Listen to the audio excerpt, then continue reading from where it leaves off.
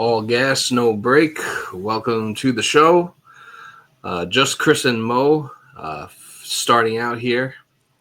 Mo is on his Michael Jordan flu game flow. We are waiting for Justin. He'll probably be joining later in the show. If you've tuned in before, you know how that goes. I guess this is going to be. The last episode of the All Gas No Break podcast. We will continue. We will continue to record podcasts about the New York Jets. We're just going to be rebranding, changing the name and the logo and all that stuff because it's not the All Gas No Break pod anymore. It's not that era anymore. Robert Saleh's gone. Joe Douglas is gone. So it's over. It's the it's the buckle your seatbelt era, according to Aaron Glenn. So still on the theme of motor vehicles, I guess. But Mo, how are we doing? How are we feeling? What are your thoughts on the hires and moves the Jets have made since we last spoken? They're all right. I mean, I'm skeptical, but it is what it is. Yeah, I mean, I think a healthy amount. I mean, I can't really prove anything until they've done anything. So. Yeah, neither of us. Yeah, I mean, whether you're pro Aaron Glenn or not, like as far as the staff goes and like the GM, it's kind of hard to really, it's kind of hard to really have like strong opinions in one direction or the other at this point. That's why I don't like judging them as soon as they get hired. I like to wait a little bit. Yeah. I mean, my initial reaction.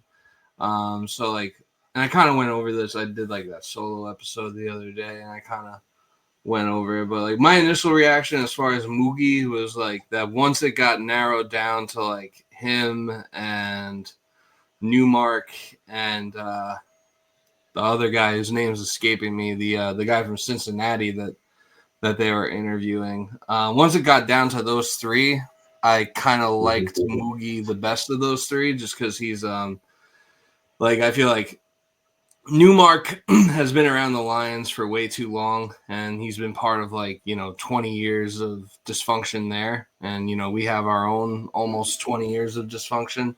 So I don't know, he was part of the last 3 years where they turned it around, but he was also part of like the 20 years of shit that preceded that. So I was like kind of skeptical about him. I was skeptical about like Gregson and like the Bengals guy because they both have failed to like build offensive lines around their franchise quarterbacks respectively. I mean, I liked Thomas Dimitrov. I thought that would have been a good hire. Yeah, I thought he would have been. Yeah, I thought he would have been a home run of a hire too because like he has the experience. And he was the first interview. So, I heard. I don't know if it. Well, he was on Jake Asman's show, I think, yesterday. And he was basically, or maybe 2 days ago, and I was listening to it, and he was saying like he didn't really like how the front office was really ran. I guess that's why he didn't want to take it. Did he like elaborate on that at all? Like what he didn't like? I mean, I had it on and off. I wasn't really paying attention to it, but I heard that part, and I was like, okay. I heard all I needed to hear. Yeah. But I think that was with the assumption that they would keep a lot of people in the front office. Oh, because they have had a lot of people there for a good 10 years or even longer than that. Like Jaime's been there forever since I think he bought the team, the Johnsons. Yeah, Jaime's been. It's never like a clean house for the front office. Yeah, It's yeah. always There's been always been just some. recurring people. Yeah, there's always been some lingerings. Yeah, and like I feel like Jaime is never going to. Yeah, Jaime's like never gonna be like He's not gone. going anywhere. Yeah, like, I feel like he's not gonna be gone like until he dies, or like retires. But we do have quick breaking news. We're not a baseball podcast, but Pete Alonso and the New York Mets are in agreement on a 2-year deal that includes an opt-out after the first season. Yeah, I figured that was happening. Yeah, so finally Pete Alonso gets signed. But yeah, I mean, as far as Jaime, yeah, as far as like, yeah, I mean, Jaime, you're not getting rid of him. He's not going anywhere. He's basically like grandfathered into the team. But yeah, it seems like there's always like some scouts or assistants that are still lingering. Like Phil Savage is like still there, and like I've seen some. I'm not gonna pretend like I know much about Phil Savage, but like over the past few weeks, I've seen and been involved in like some discourse over like whether or not to keep him. Like, because my whole thing is like we need to just like I think we just need a clean house as much as possible. Like, I really don't want anyone lingering from previous regimes. I think we just need to get the stink out of the front office. Yeah. But then I don't know. Some other people say like that. He's like he could be like a good scout or something. But I've yet to see concrete evidence that that's the case. I do like the Steve Wilkes hire as DC. Yeah, Steve Wilkes. I I mean, like. he's solid. He's kind of like Greg Williams in a way, but the only thing that like stands out about him is like how he bounces like every 2 years from a different team to a different team. Yeah, I mean, yeah, I was like looking at it the other night because like he did get, he got fired from the 49ers like after they lost the Last Super year, Bowl I think. last year. Yeah. But, like, I feel like I don't know. I kind of feel like that might have just been like they gave out 25 points, which isn't like terrible. I think that I think that I think Kyle Shanahan was just kind of out for blood after after they lost the Super Bowl, and like they needed like some sort of scapegoat for that. And he probably maybe he like I forget like who their DC was this year, but I guess he had someone in mind that maybe he would have rather been the defensive coordinator, and maybe he was kind of planning on getting Saleh back like all along, so he kind of just got ahead of it. But I mean, I was looking at it, and like last year, the 49ers had like the 8th ranked defense overall for like the regular season. So like, and they got to the Super Bowl. So I mean, like, who are we to scoff at that? Yeah. What do you have any? I mean, obviously, it's like it seems like such a shot in the dark. But do you have any thoughts on like Tanner Engstrand? I like that he's young. Yeah. I don't. The reason I think he didn't follow Ben Johnson is because like he wanted to make his own name and basically start like calling his own plays because he was an OC before, but in the XFL. Yeah. And I mean, he learned behind Ben Johnson pretty much. But yeah, I think they also hired Scott Turner as the pass game coordinator, so I guess like that's kind of like veteran help, which is good. Yeah. Yeah, I'd still like to see them hire like a senior like offensive consultant or something like that, maybe, or like something like that. Like I wouldn't mind Todd Haley being there as like a consultant or something. Yeah. Or I forget. Like an offensive assistant or something, just a regular offensive assistant. Yeah, something like that. I think could definitely be beneficial to like an offensive quality coach, something like that. Yeah, because that's like what Greg Knapp was supposed to be for the last staff, and then Yeah, well, he was supposed to be the QB coach.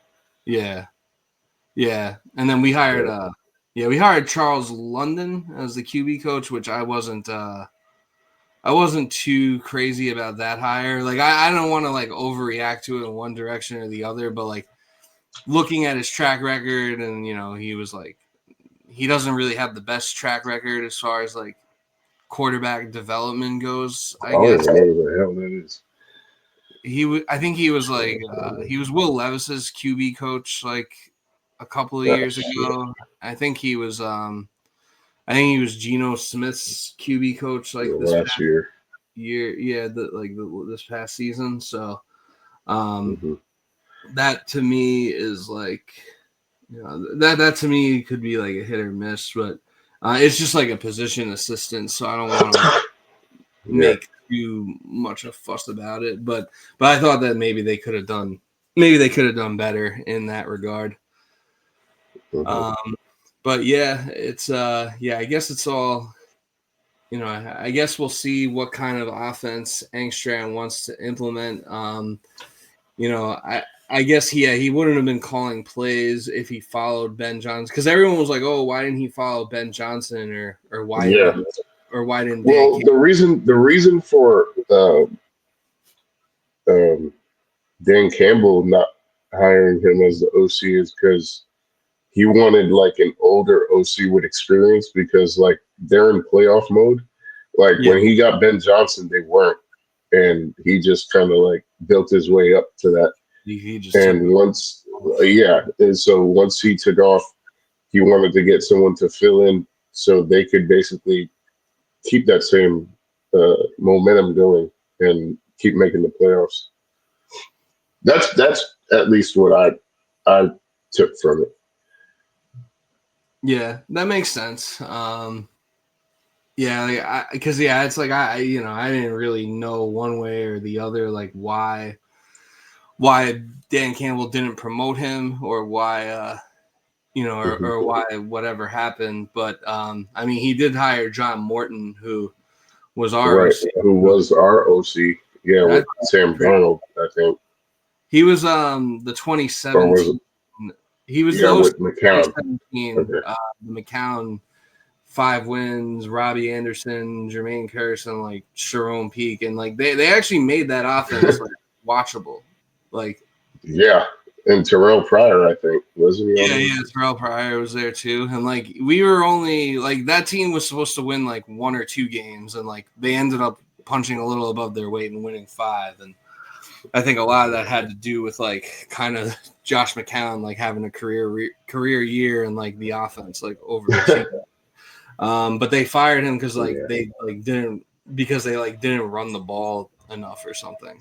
Which they did. I mean, I don't even remember who was their running backs, like Isaiah Crowell or something. It was like Bilal Powell. I don't remember if Crowell was on the team that year. I know Crowell was on the team. It was on the team the next year, I think. The year after, with Darnold's rookie year, because that was when he like wiped his ass in Cleveland, and that was the birth of Baker Mayfield. Was that game? Right. But I mean, I guess we'll just have to hope that Tanner Engstrand learned from that he learned from working under Dan Campbell and Ben Johnson, like that he knows what a modern NFL offense looks like. It kind of makes me think that Aaron Rodgers next year like might not be a fit, although Rodgers was at the Waste Management golf tournament, and I guess someone asked him like who's the best golfer on the New York Jets. And he said it was himself. So I don't know. I guess that maybe that means he still considers himself a New York Jet and wants to be back. But he also said that like he's talked to Aaron Glenn and basically said like we'll figure things out when we figure things out. It's like, all right, I don't want the shit dragging out. Like let us know by like President's Day. Because no more darkness retreat. Going radio silent for a month. See, was Aaron Glenn a scout for the Jets when Rex was here? I never looked that up. He was a scout for the Jets at one point. And I know it had to be around 2010. Okay, 2012 to 2013. He was a personnel. Yeah. And I think the next 2 years he said he was a college scout. And I guess he ended up being an assistant DB coach. Yeah, for Cleveland, and then he then we went to New Orleans and then Detroit. Detroit Lyon. Yeah, I mean that's like that's the one thing that makes me like confident about Glenn, or like cautiously optimistic, is that even though he doesn't have the experience, is that he has done pretty much everything. He's done pretty much everything but head coach. He's he's been an assistant, he's been a scout, he's played, and I also like that his staff is like pretty much all former players. I'm kind of mad he didn't bring in what was it, running back from he was on Detroit also. And he played for the Eagles. No, what was his name? You talking about Deuce Staley? Yeah, that's what I was about to say. Deuce Staley. Yeah, that would have been cool. Or it would have been cool if, like, it would have been cool maybe. He's on Cleveland. He's on Cleveland as the running backs coach. Yeah, it would have been cool to maybe have like a former like Jets player on the staff or something. But that might have just been Martin. Yeah, or like that, or like I don't know, like Nick Mangold, offensive line coach, or something. That would have been sick. But they hired the tight ends coach from Detroit to be the offensive line coach. That's right. Yeah. So I mean, I think the staff is, I think it's fine. We'll see how. We'll just have to see. We'll just have to see like how they do and how they adjust to things. But yeah, I mean, I kind of think that even though it's hard to really read through Aaron Rodgers' cryptic messaging, but it kind of makes me start to think that maybe Aaron Rodgers isn't the best fit, because Detroit's offense runs a lot of motion, and they also run a lot of plays from under center. And Aaron Rodgers doesn't like to do either of those things. He likes to be in the shotgun, and he likes like the static offense with like very little to no motion. So I don't know if he would be the right fit, and I don't know if he'd be the right fit. I don't know if it's like, I don't know if you can teach an old dog new tricks at the age of 42 or however old Aaron Rodgers is. No, absolutely not. But then you look at it, and it's kind of like what do you expect, or like what do you want to get out of this first year? Because it's like I don't want to just like punt year one away, like, but it kind of feels like it might end up being a punt year, but like I don't really just want to punt this year, because then like Garrett Wilson's probably going to be gone if we don't start winning. Then you don't know about Sauce at that point. Like I don't want it to just like, I want it to be like this season to be like productive in some kind of way, but I feel like it's like kind of a predicament, because it's like you don't want to just punt the year away, but also like bringing back Rodgers might be worse for us in the long run than the short run. Like it might be better. Like having Rodgers as the quarterback in 2025 might be the best option to win as many games as possible in 2025. But you're not like a Super Bowl contender. You're, lucky if you're able to make the playoffs. So like overall, like bringing Aaron Rodgers back kind of feels like a waste. But at the same time, it's like I don't want Garrett to like we already know that Garrett Wilson's like not happy. And, that's why I knew this situation was fucked from the start. Like, but I mean, like how do we just like the whole scenario with Aaron Rodgers? But I mean, if he still wants to play options. what other options do we have? Do we There just really play aren't. like a backup quarterback? Yeah, I mean, I feel like the most likely scenario would be like that you just run it with Tyrod, but chances are he's probably going to get hurt at some point. And then what do you just like? And then what do you just like hope? Do you just give Jordan Travis a look and like hope that there's something there? Or like I don't know, because I mean, like as far as other quarterbacks that could potentially be available, it's pretty slim pickings. I mean, Russell Wilson, I think, is probably going to the Raiders. Justin Fields is intriguing, but I feel like he's going to stay in Pittsburgh. Mm-hmm. And then like, will. And then there's like, and then you get to like Andy Dalton, and it's like.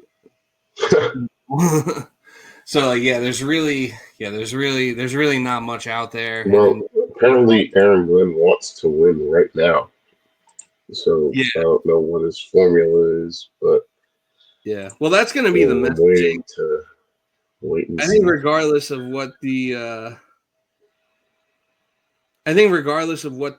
intent is,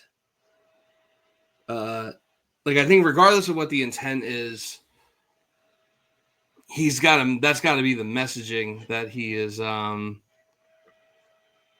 that he's trying to win right now, because Jets fans don't want that we're rebuilding again. I mean, look, since it's coming to like this point, like, and you don't want to lose players like cornerstones on the team, I would extend Garrett Wilson now. Yeah, I would think about it.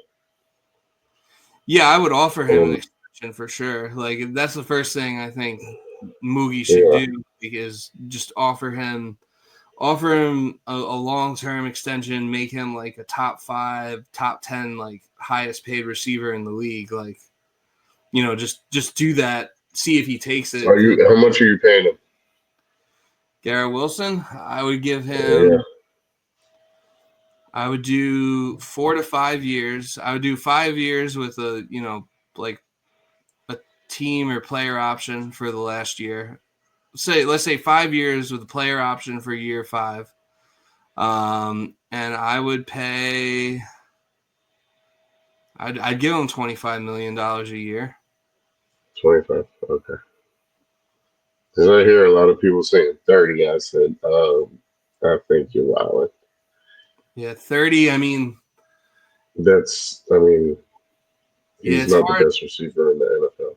Yeah, that is like, that's kind of like Justin Jefferson, like Jamar Chase type of money. And like I think he'll get. It literally is. Yeah. Yeah, like I think he can get like close to that, Like I think 25, because obviously you're gonna have to overpay a little bit, because it is right. You're gonna be paying a even Jets 26. I can see. Like you're gonna be paying a Jets tax. You're gonna be, and obviously like the goal would be like, hey, like we've obviously like things haven't gone the way you've wanted them to go so far, but like, would this dump truck full of money change your mind? But like at the same time, it's like, yeah. But I mean, at the same time, this is what I'm telling him. I'm like, all right, we just hired a new staff, and we're probably going to suck for the first year. And just like give us time to build up. We're going to give you a contract right now. If you're willing to stay with us, you can. If you want to leave, go. Yeah. Yeah. I mean, that's really what it comes down to. I don't see any other situation. Yeah, I think he'll be on the team this year coming up. I wouldn't trade him, like if it does come down to like if it comes down to like having to trade him, which I really don't want to do, because like I think I want him to stay here, and I want him to be the best wide receiver in the history of the franchise. I'm not saying that's like a high.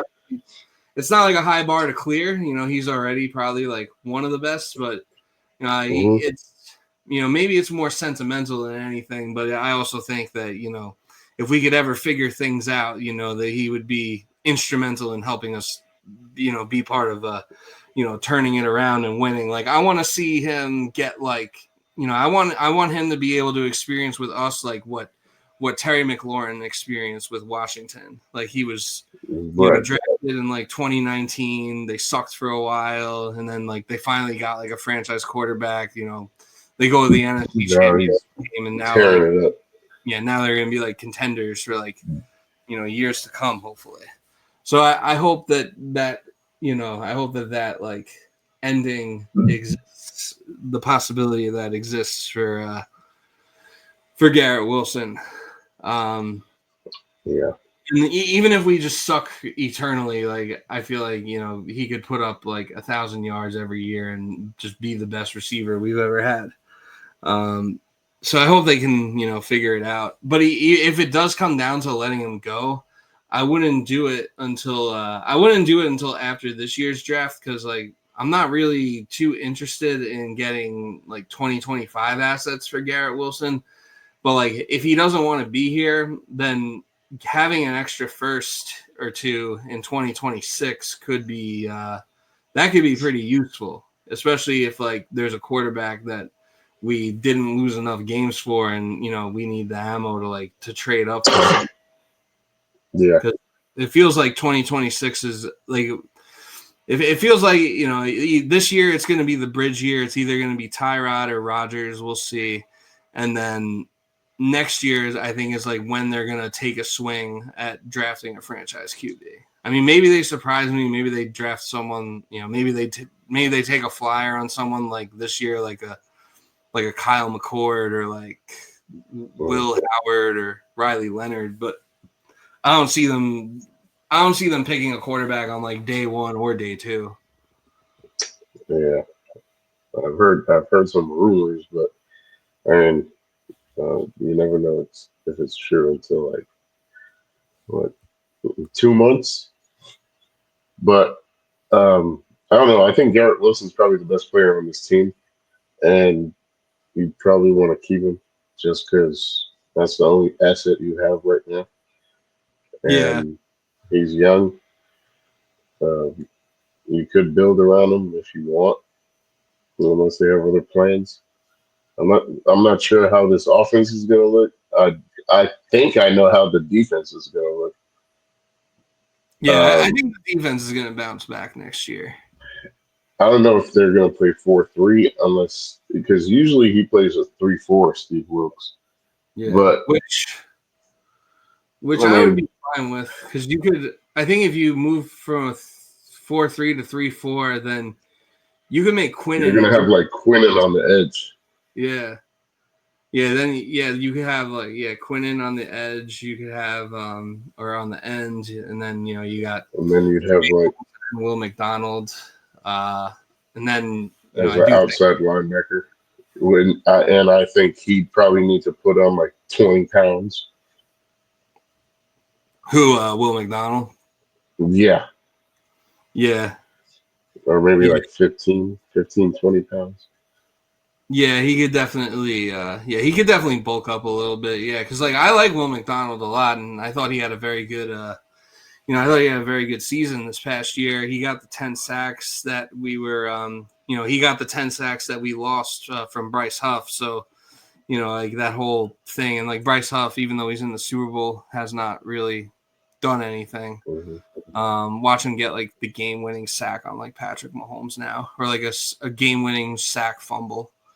It'll be Mecole Hardman all over again. But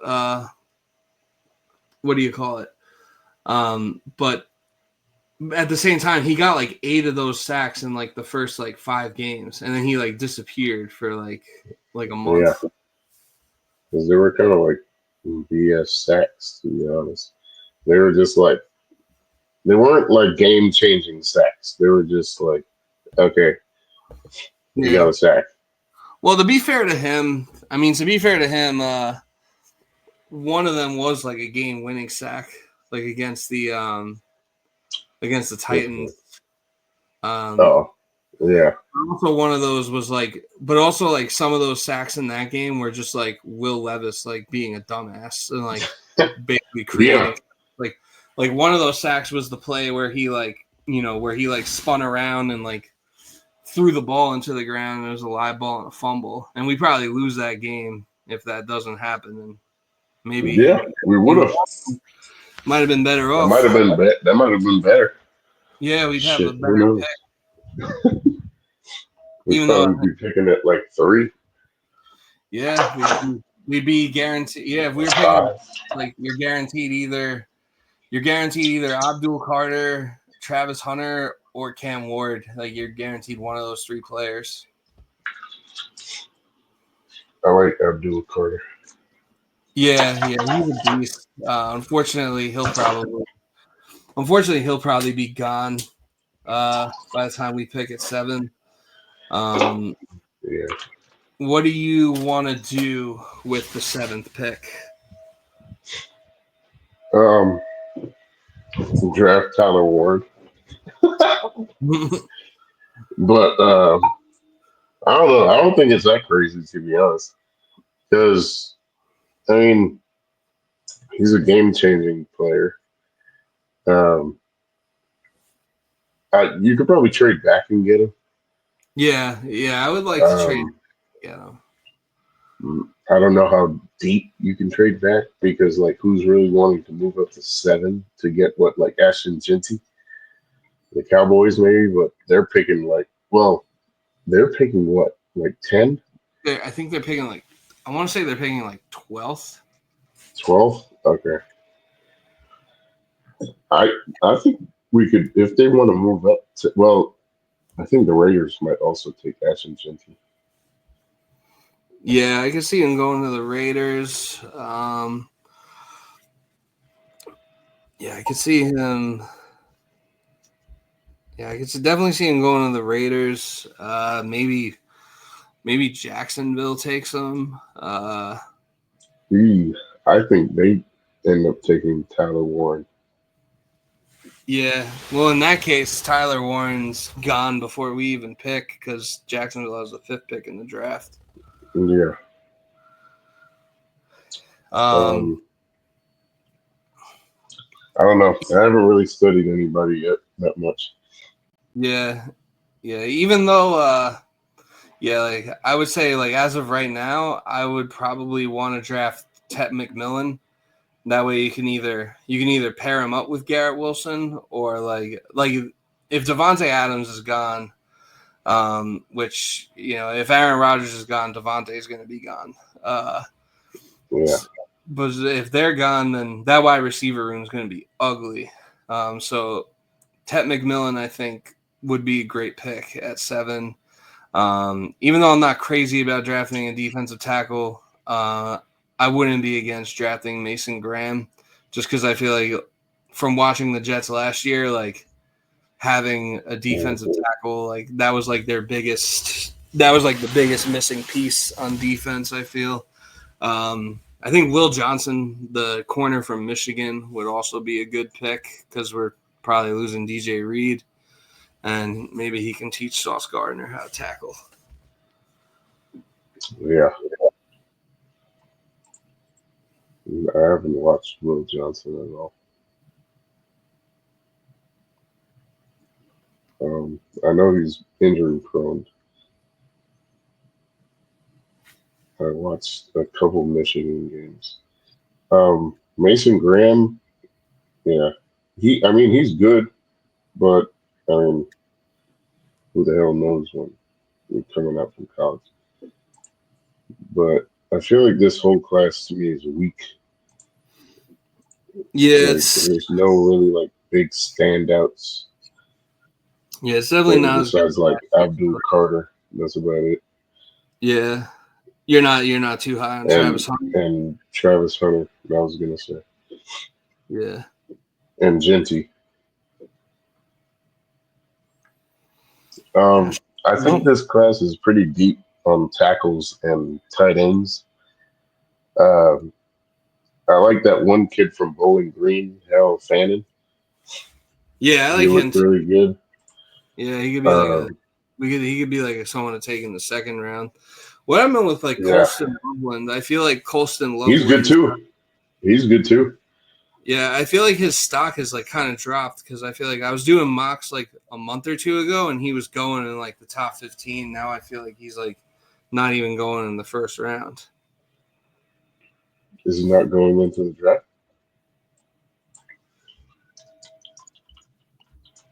Yeah, I don't know. Maybe he decided to stay. No, it says he's going to be in the draft. Yeah, that's weird though. But yeah, it feels like it's gotten pretty quiet surrounding him. Mm-hmm. So I guess that's something to monitor. Did you watch any of the Senior Bowl shit? I haven't watched any of it. Yeah, I didn't really. I just saw like tweets from Jim Nagy. That was about it. I know that that one kid, Gray Zabel from North Dakota State, was really good, and Tez Johnson from Oregon, Yeah. and apparently what the fuck, Jackson Dart. Yeah, Jackson Dart's stock is rising. I feel like Jackson Dart's gonna end up being like someone's gonna end up reaching for Jackson Dart in the first round. I hope he goes second overall.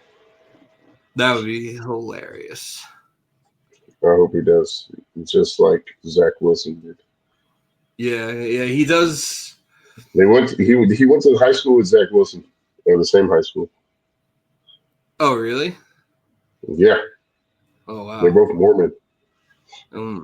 Yeah, he does seem. He does definitely seem like he's got some Zach Wilson characteristics. And he wears number 2. I'm all set. Yep.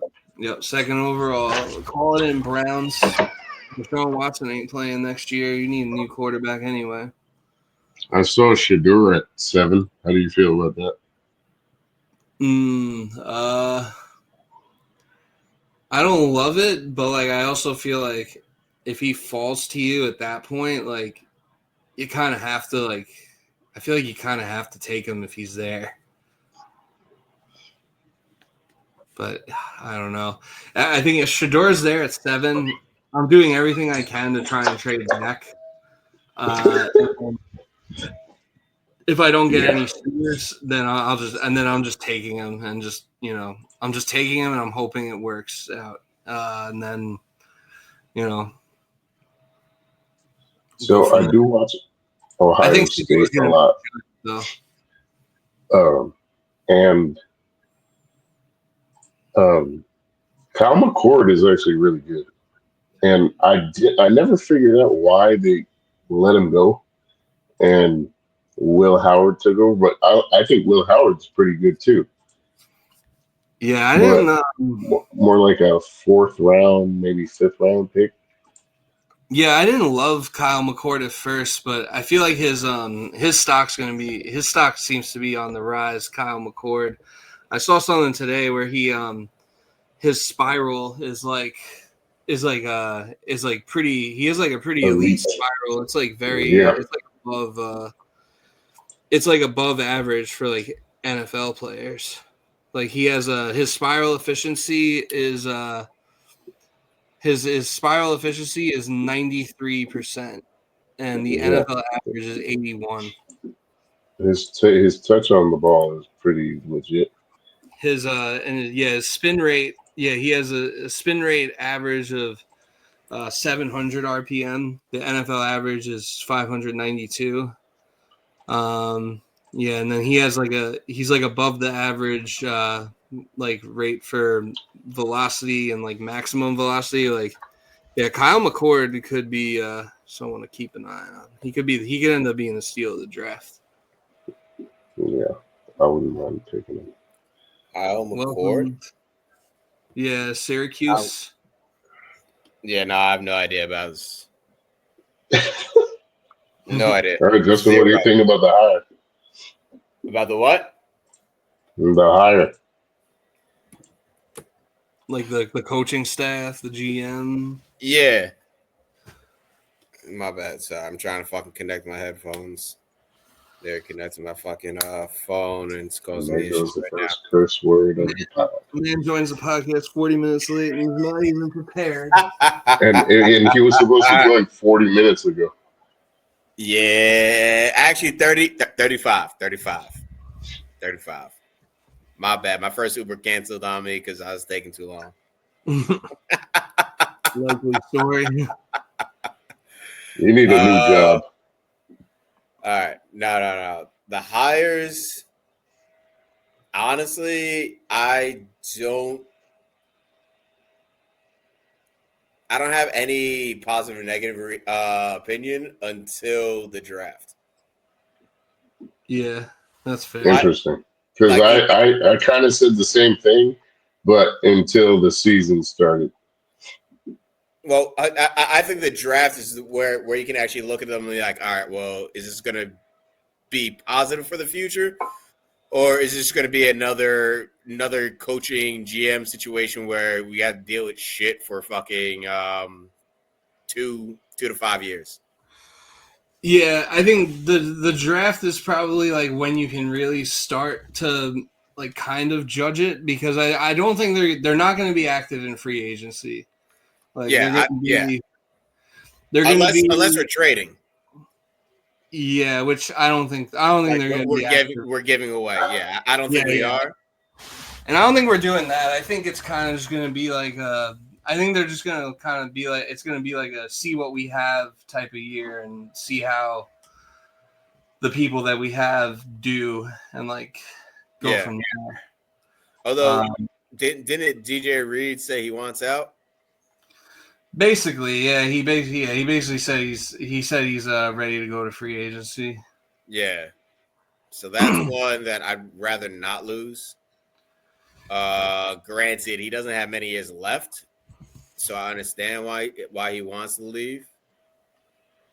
My only issue, like, another thing is going to be able to pay him more than us. We have, we have the corner.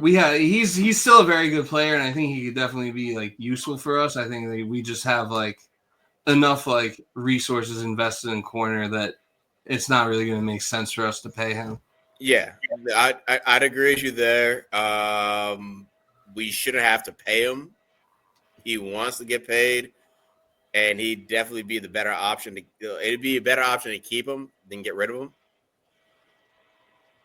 But do I see us keeping him for 2025? No. Yeah, no, he is. I think he's gone. Yeah. So my only gripe is the fact that we're still defensive leading, leading. That's my only issue with the hires. But that you probably want like a little more experience on the offensive side. Yeah, definitely, because we're gonna need it.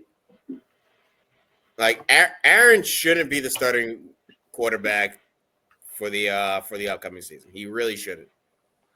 Yeah, and I don't really think that he's gonna fit what Tanner Engstrad's gonna want to do if like the Lions offense is, if he's trying to take anything away from like his time in Detroit, a lot of that goes against what Aaron likes to do, because they like to run motion and they like to run plays like under center, and Aaron doesn't really like doing either of those things. No. Yeah, but see, this is what good coaches do. They surround their offense with the players they have. So they cultivate to the players, not their own offense. Yeah, no, they tailor. Yes. Yeah, no, you should tailor the system to your players. I just think but I mean, it's Aaron Rodgers. He's old. In the case of Rodgers, it doesn't make sense because he's only going to be here for like a year. But that's the issue. Like, what are we tailoring the offense towards? Because he's not going to be started. Is it going to be tailored towards Tyrod? That's like, I guess that's like the question. No, I think it's pretty much. You can't say no without another quarterback in mind.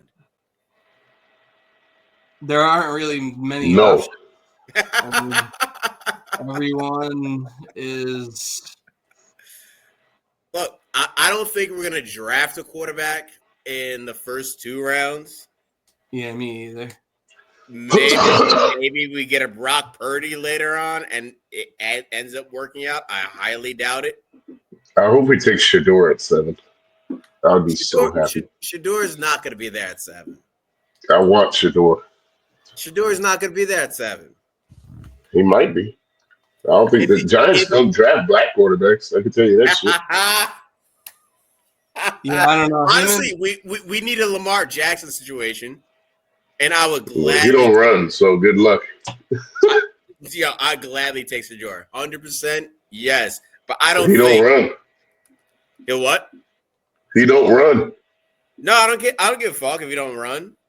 I like a pocket passer. Yeah, no. I know Shador is not the scrambling quarterback Lamar is, 100%. But Lamar also dropped because of his skin color. Yeah. So if Shador does drop to 7, yes, 100% take him. Take him. Yeah, I still kind of think the Giants, even though the Giants are reluctant to draft black quarterbacks, I could see them taking Shador. It seems like it seemed like him and Dayball were all like buddy at the Senior Bowl. I can't see the Giants with a black quarterback. Shador said something. They only have like 2 options: Cam Ward and Shador. Shador kind of, and they have to draft a quarterback. And yeah, Cam Ward's going first overall. Shador kind of hinted at being a Giant because, like, I don't know. They asked him like a question about like the Cowboys or like Dallas or something, and he's like, "Oh well, I'm gonna be playing against them a lot." Like, basically implying that the Giants are gonna draft him. So they should. They definitely should. Do I see him doing it? I don't know. I don't know. They might. All right. Well, who should we draft, Justin?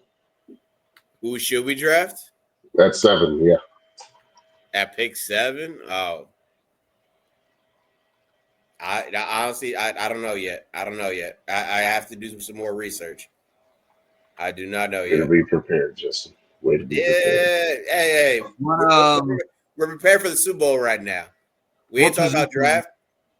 All right, let's get into the Super Bowl then. Well, what position would you draft?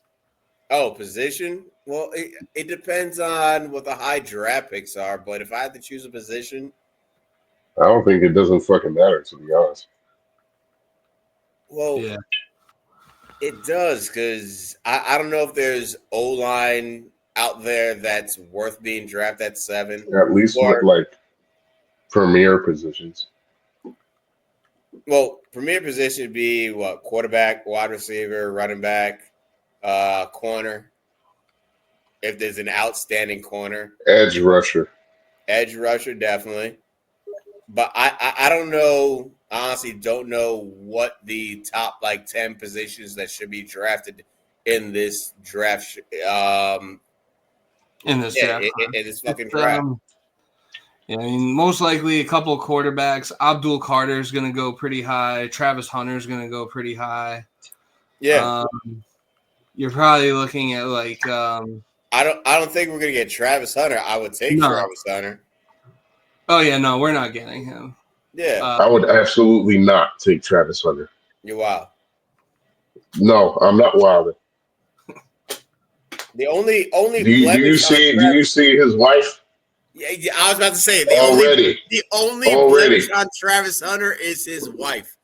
That's my god, that's already a problem. Oh no, it's 100% a problem. And shit, my bad. I'm gonna drop it.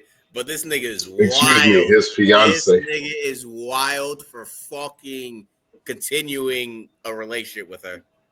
Absolutely wild. What's like the deal with him? It was probably his first girlfriend. Yeah. And he's in love. Yeah. Nah. It is. Nah, nigga. I could see us taking Malachi Starks in the first round. Malachi Starks. I don't even know who that is. Safety from Georgia. Safety in the first round? Safety? Yeah. Safety? Nigga, we took Jamal Adams pick 5 in 2017. Yeah, and that was. But Jamal Adams was coming into. That was not a smart pick, but I mean, safety isn't need, or but pick 6. I don't want to draft one in the first round. I'm not saying we will. I'm saying I could see it. He's also coming into a good defense. Our defense might dwindle. We do need a safety. I mean, I don't know if I wouldn't use a first round pick on it because that's just like poor resource management. But we do need we do need someone other than like Tony Adams in our safety room. I think he gone. He gone. I mean, you could put like any of us three out there, and we'd probably do like just as good a job as Tony Adams. That's fucking terrible. Woody might have been onto something when he benched him allegedly. Also, I saw something that apparently I saw something like an interview at the Super Bowl that the Ravens GM was saying that executives actually do take Madden ratings like into account when oh my God, making decisions. I thought that was only Woody. Apparently the Ravens do it too. So, and they're like actually kind of a serious organization. So I was no, I don't give a fuck. No. If anyone's taking Madden ratings into serious consideration when they're choosing who to fucking take, that's terrible. Or like, first off, if you can't scout to a better, like, if you can't understand every single Madden rating better than Madden scouts, if you can't just make your own Madden ratings, yeah, that's fucking piss poor organized. That's terrible. Honestly, that's truly fucking terrible. I don't understand how you can take Madden ratings seriously. Yes, they're fairly accurate. Actually, no, fuck that. They're not even fairly accurate. You're looking at a video game company to scout the players during the season to have somewhat relevance to what they could do for your team. Well, Steve Smith also said Jerry Jeudy sucks ass too. Jerry Jeudy don't suck ass though. Jerry Jeudy sucked like up until this year. I think when Steve Smith said that Jerry Jeudy sucked, that he was I think that he was right at the time to say that he sucked. But I think that Jerry Jeudy was pretty good this year. Yeah, he was good this year because he had a quarterback. I liked him. I always liked Jerry Jeudy.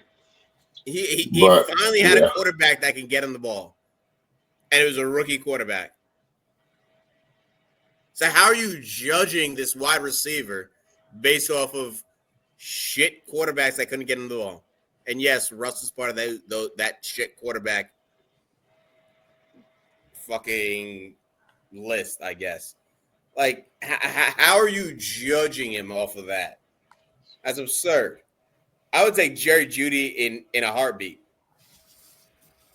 I think that he was, not so much that he sucked, but he was injury prone. And I think that Steve Smith did have some like valid criticisms as far as like that he wasn't like running routes like hard enough or something like that. Nigga, I wouldn't run routes hard enough if I knew I wasn't gonna get the ball.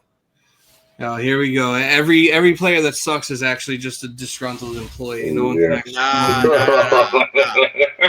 No. It's not just being disgruntled. You just have to consider it.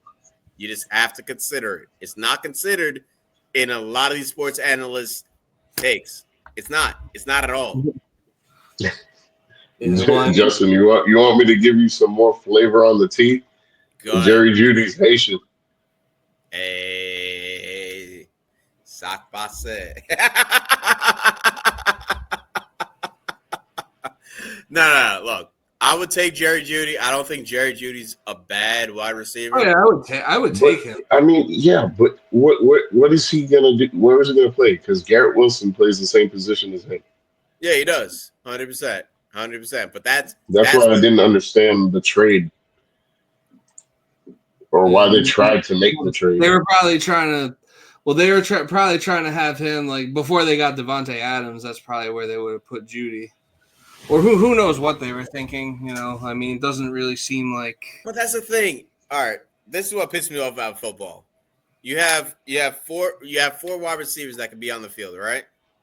Yeah, or 5 if you run an Or empty 5. set. Yeah. So why is it that okay, the first string, the second string, they have to do this? No, you scheme what they're doing based on the defense that you're facing. So if you have 2 elite wide receivers that should be first string, why are you scheming for them both to be open?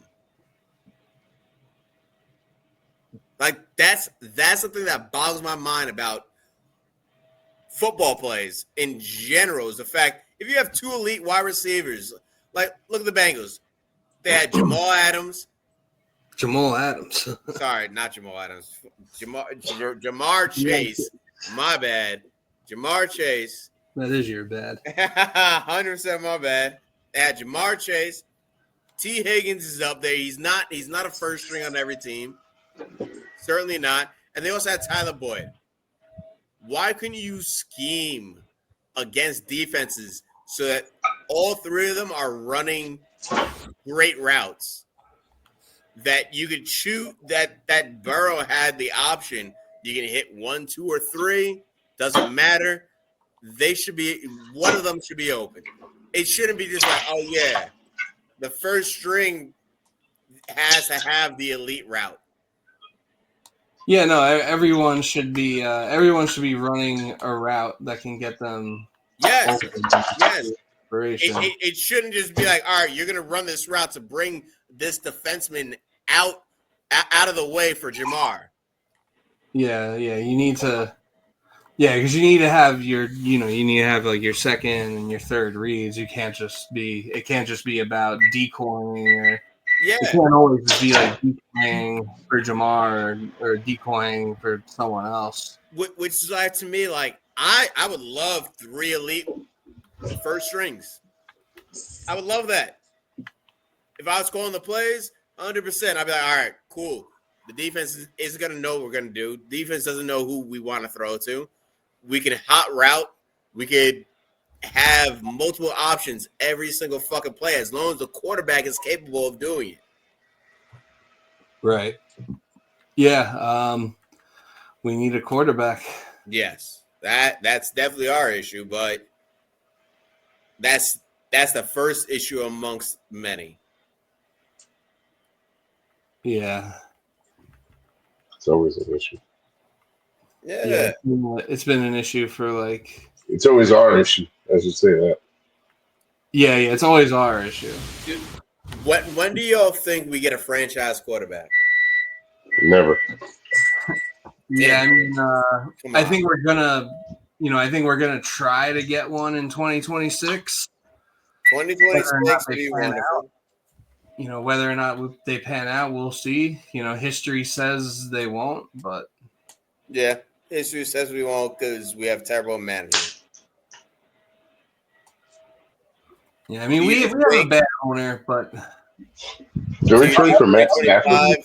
Other teams have been able to overcome. Other teams have been able to overcome having a bad owner. We should be able to do it too. I'm not saying we should be able to like win a Super Bowl, but like we can make the playoffs for fuck's sake. No, because you can overcome a bad owner when your owner isn't making legitimate decisions. We're in the same situation as the Cowboys are. The only difference is the Cowboys have more excitement, I guess, to go to the team. Like they'll get the better players. Yeah, they're a little. They're like a little closer, I guess. But it's the same situation where the Cowboys aren't going to win shit until Jerry Jones shuts his ass up and just sits back, and that's never going to happen. Just the same as Woody. Yeah. Well, I mean, I think that, I think he'll give this regime a chance. I think he'll stay out of the way at first. Man, we've been saying that for how long? We've been saying it for a while, but I mean, he did stay out of the way at first with the previous regime. It wasn't until they weren't winning that he started to meddle. That's fair. But do you think now he looks back at that like, oh, I should have meddled?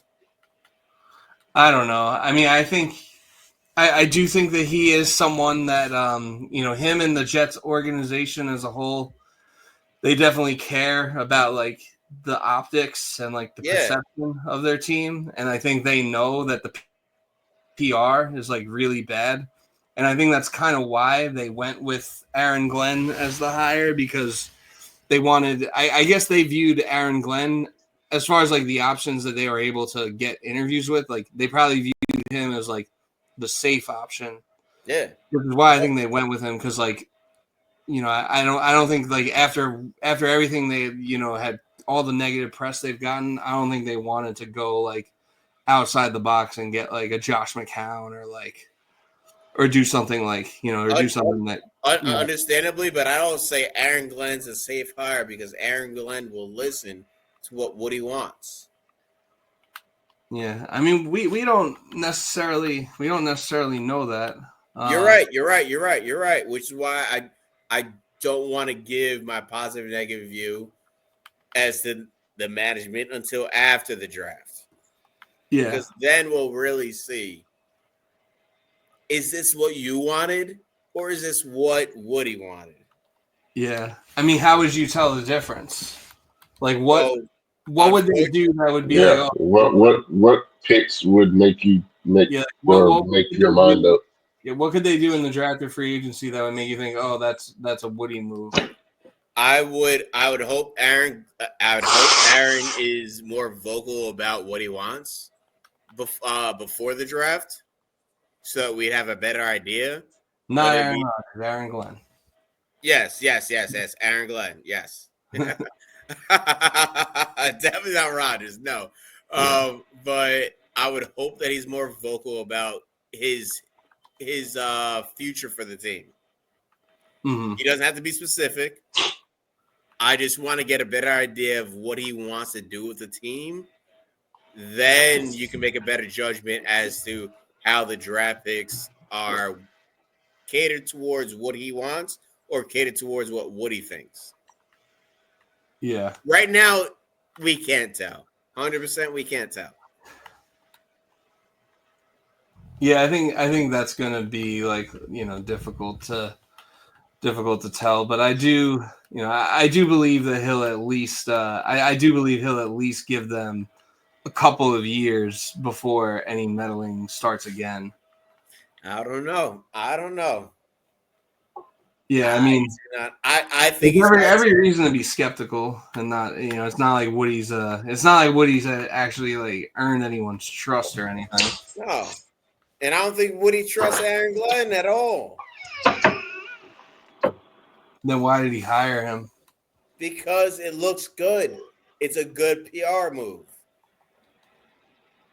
If I was Woody, I'd look at the situation like, all right, the next year or two, we're not going to do shit. So I'm going to hire a coach. That doesn't matter. It just looks good PR wise. Yeah, but no, not only that, the story is good. The plan is to like get rid of Aaron Glenn like quickly if things go awry. Oh, because definitely. It's like, okay, a player that played with this team came back to be the head coach. Yes. And playing under Bill Parcells, like you just hope for the success. Yes. How long of a leash do you think Aaron Glenn gets? It looks great. Look. Tell me 2 years from now, if Aaron Glenn, if we don't have any success at all, Aaron Glenn is definitely fired. I think he gets at least 3 years. No. I'm giving him 2. Did they give him 5? They gave him a 5-year deal. I bet he gets at least 3. No, I'm giving him 2 max until Woody's he'll probably get 4. You need to go. What does he need? I mean, like he'll get 4. What you think if he doesn't? I mean, Salah got like 3.25. Like Salah got like 3.25. Yeah. And that was Woody's leash. Like that's as far as Woody wanted to give him. He's going to tighten. I think Woody kept Salah too long. I think that Salah should have been fired after 2023. I don't think they should have used the Rodgers mulligan as like an excuse for anything. Yeah, but Woody used it as an excuse. Yeah, because Yeah, because he's an idiot. He was listening to the So wrong tell me why he wouldn't use Glenn at Glenn's inexperience as a head coach as an excuse to just get rid of him after 2 years. So he could hire another inexperienced defensive coordinator to be the head coach. Yes. I think he'll give it a little and longer. let's mark this pod because I guarantee the next one gonna be white. Yeah, there's always some overcorrection going on, and guarantee. Why does it always got to be racist? Three of the Woody's racist, nigga. Shit. I mean, yeah, Woody is racist. If it's racist, why are you hiring black coaches then? Because he's paying slave labor. To make it look like he's not. Come on, that's pennies on a dollar to Woody. Well, then he's not a real racist then. No. That's just the way you get away with it nowadays. Yeah, well, I mean, Trump got rid of DEI, so he doesn't really have to do all that. I actually, when I recorded my solo, I think that shit is racist too. When I was a little racist when I did there's the solo. No DEI in sports. DEI, so I don't need Justin and Mo here anymore. Yeah, there's no DEI in sports. There is no DEI in sports.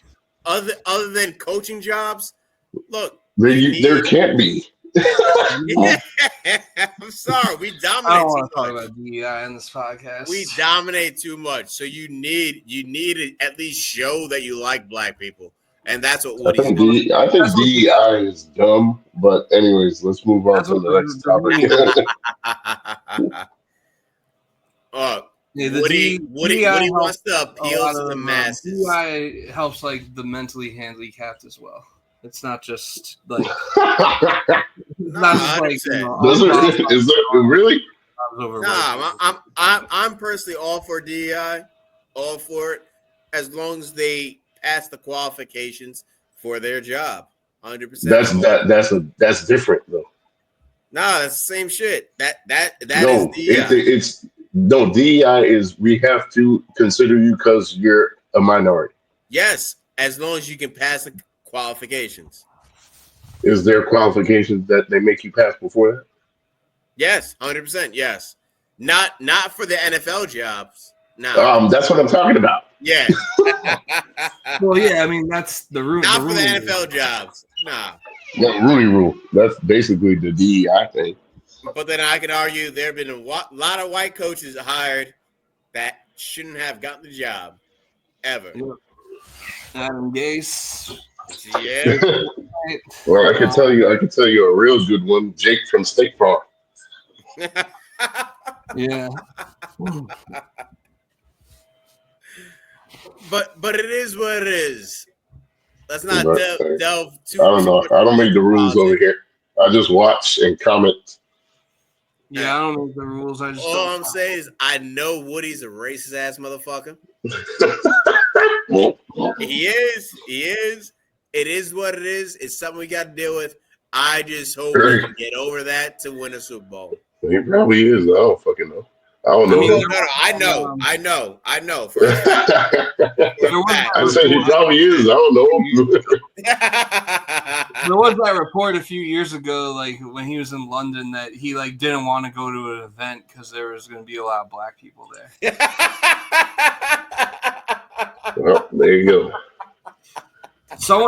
He has to have racist emails that could be leaked, and that no. You know how I knew that he was racist? He showed up with that Woody chain. That's how I knew he was racist. Yeah. That's how I knew. He was like, "Hey man, I gotta show up to black people. What am I gonna do? Let me get a diamond crescent chain." Like, nigga. Yeah, and Sauce made it for him. Hey, 100%. Why not go to your youngin' and he's like, all right, yeah. Come on, man. I need a chain. Nigga. I've heard a lot of racist bosses in my life. That's the go-to. Find the one black dude who you could be cool with and ask his advice to like, hey, what should I do? Get a chain. No, it's probably his son. Come on, man. Rick Johnson. Yeah, well, Brick's probably racist too. But I don't doubt it. How long did it take for who's that motherfucker? I can't remember his name. I was gonna say Madden, not Madden. Gruden. How long did it take motherfuckers to realize Gruden is downright racist? I'm sure that there were suspicions and the emails confirmed it. Yeah, but teammates are playing for him hard. Teammates are advocating for him. Why? Because he's a good ass fucking coach. Yeah. He was. 100% he was. That's what he's got going for him.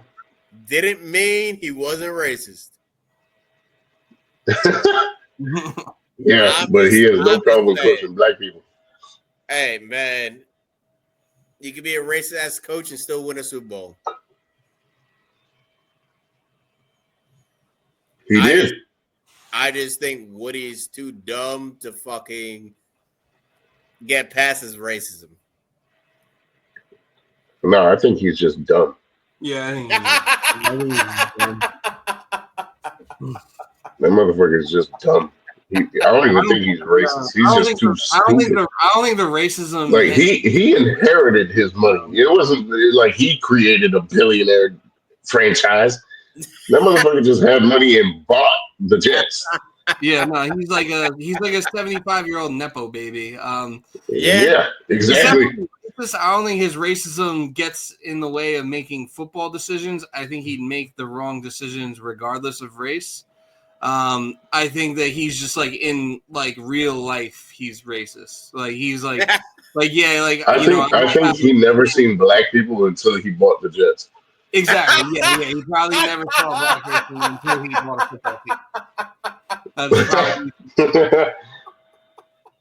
Yo, I wouldn't doubt that. I honestly wouldn't fucking doubt that shit. That he's never not seen. He's never interacted with black people until he bought the Jets. Nah, nigga, seen.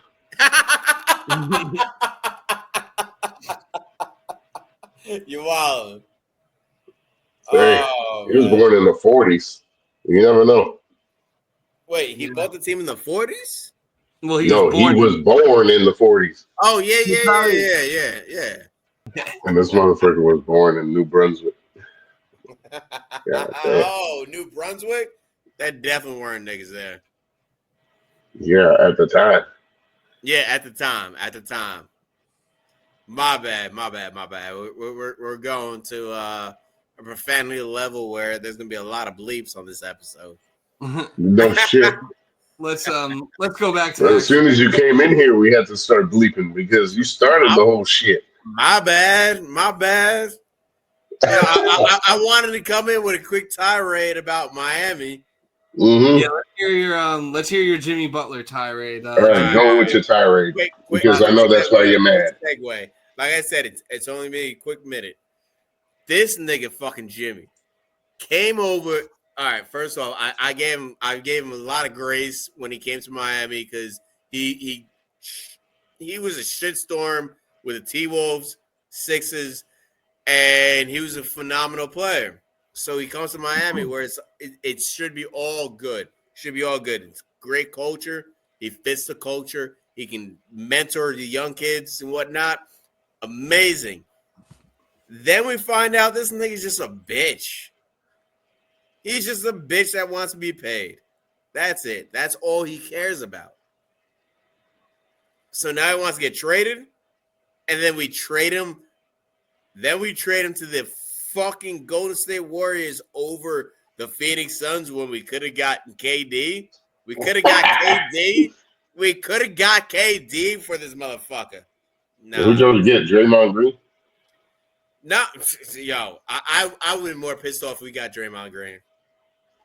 I wish you did. Hell no. I don't want Draymond.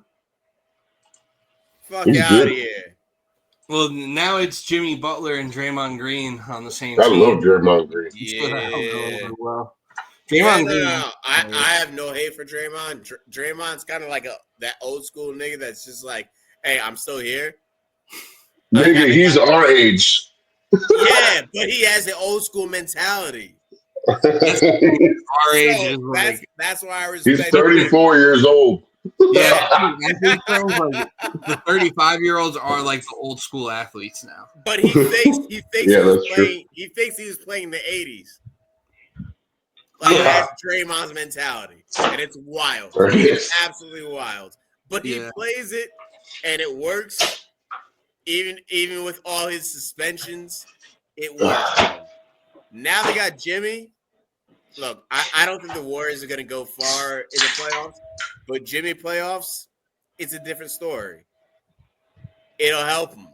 I still don't think they'll make it to finals. Steve Kerr might think they do. Making it. I don't think so. But the fact that we could have traded him to the Suns to get KD, come on. I'd rather have KD on the Heat. I don't know why they wouldn't have done that. What did you even get back for in that trade? Oh, this fucking shit. What's with all these three trades? We got Wiggins and I think two other motherfuckers. It was shit. Yeah, I like Andrew Wiggins, but that kind of sucks. Especially like if you could have packaged him for KD. Yeah, I would take it 1-for-1 for KD. I was trying to pull up the fucking trade. I think you'd have to give up like Jimmy Butler and a pick to get KD. Although that's fine, I don't care. In today's NBA, who knows? Because that's what playoff level right there. If he had KD, playoff level. Granted. Look, I love Spoelstra. Spoelstra's fucking a great coach, and I don't doubt that he can coach this team deep into the playoffs. But with KD, come on. It'd be a whole nother fucking story. That's my rant. My bad. That's my biggest issue with the trade is the fact that we could have got KD. Okay. All right, back to football. Yeah. Well, I guess while we're on basketball, I guess at least you're not a Mavs fan.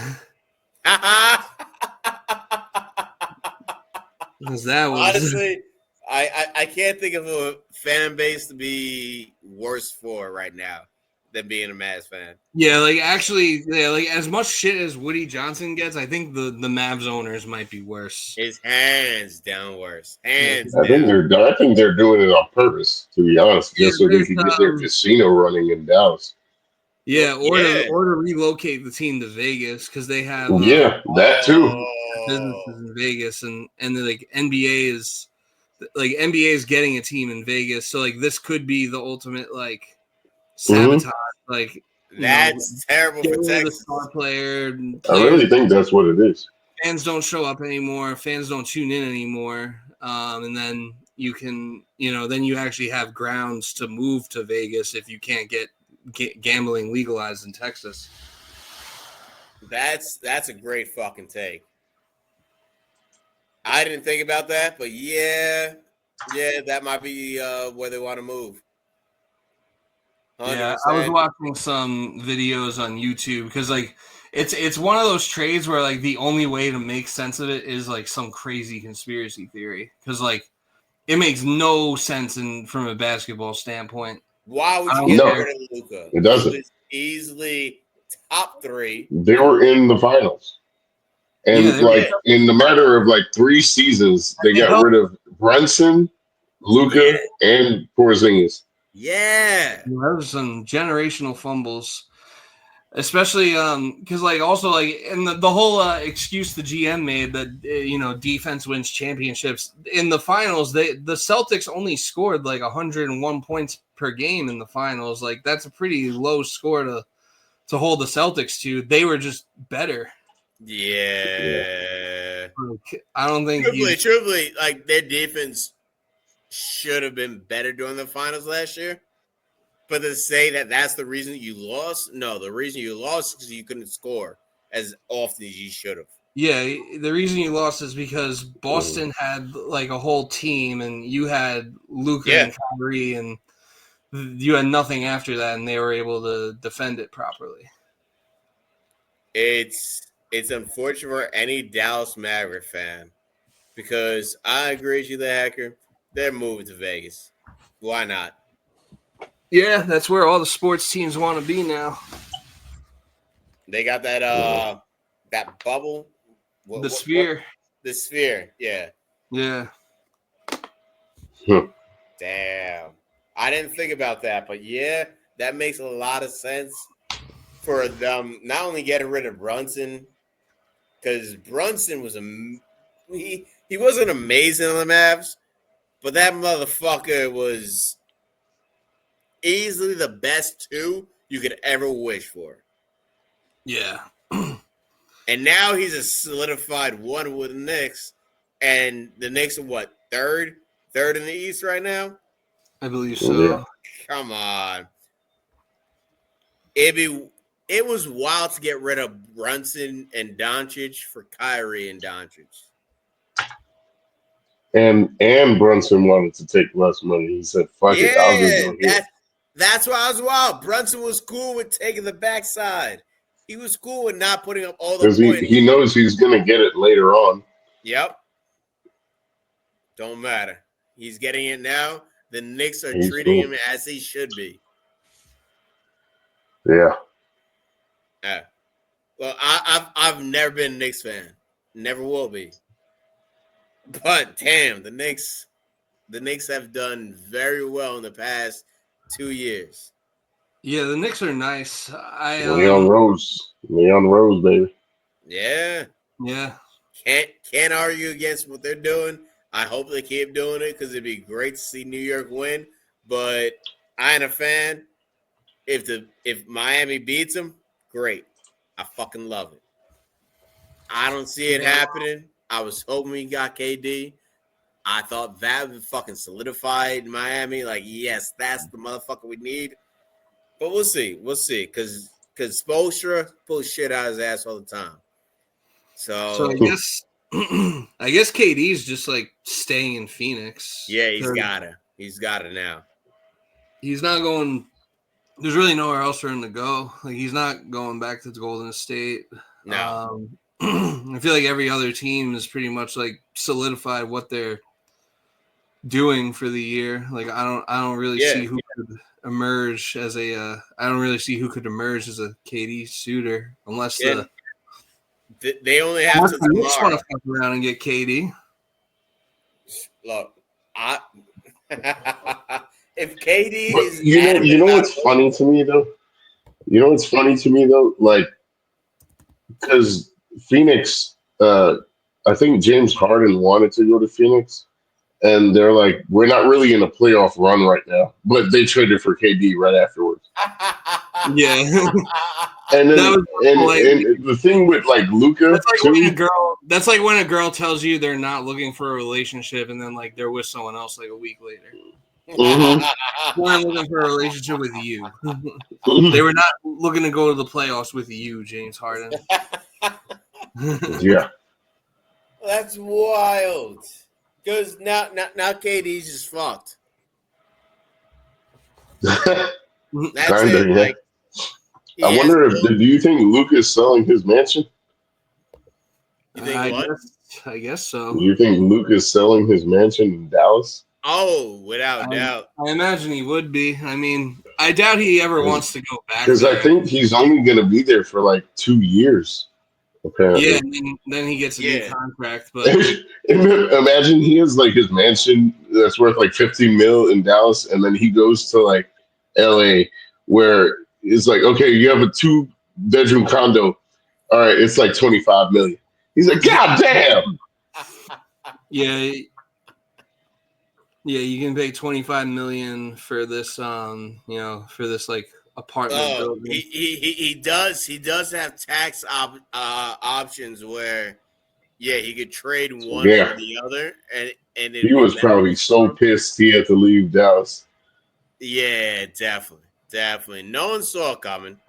Yeah, but he does have trade options where buying that house isn't going to affect him as negatively because he can get a Well, I feel like he'd sell his mansion in Dallas regardless because I mean, he can definitely get a lot of money for it, and he also, I don't think he'd ever go back to Dallas at this point. Like, I wouldn't go back. I mean, if I was Luka, like, I wouldn't consider Dallas. Like when I'd be like, you guys were dumb enough to trade me, like in the time of my career, and you got like peanuts basically. You got an old man with arthritis, and you got a first round pick in 5 years. Yeah. Like it's completely absurd. Completely absurd. I think Luka wins overall. Like the only winner of this trade is Luka. I think the NBA as a whole is kind of a winner in this whole thing. Yeah, because well, maybe not now, but they will be built to win championships in the future. Yeah, I don't think the Lakers win it this year, but I could see them. Making a run for it next year. I hope they win it this year. I truly do. Yeah, I don't know. I don't think anyone's beating the Thunder in the West this year. Thunder. The issue of the Thunder is the fact that they got to go through 7. They got to win 4 out of 7, and that's where I think experience might kill them. Might. I ain't calling it. I got a trivia question. Trivia. All right. The last NBA player to win a gold medal in the Olympics, an NBA championship, and a college championship. And a college? Yeah. In the same year? Or no. The last player to do it. Was it Shaq? Shaq, what? I don't think Shaq. No, Shaq did not win at LSU. Yeah, Shaq played college. Okay. Was it Kemba Walker? It'd be LeBron, Kobe, or old school motherfuckers. Well, LeBron didn't play in college. Neither did Kobe.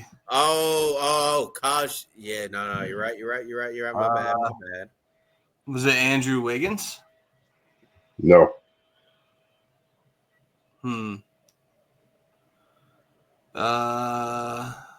Someone to win. Steph Curry. No, he didn't win. Nah, Steph didn't have the college. Shit. It's pretty easy, actually. I'm trying to think college winners. The college winners is where I'd be at. Yeah. So was it Michael Jordan or? Nah, had that been one after, right? After Jordan? Yeah, it's after Jordan. Yeah.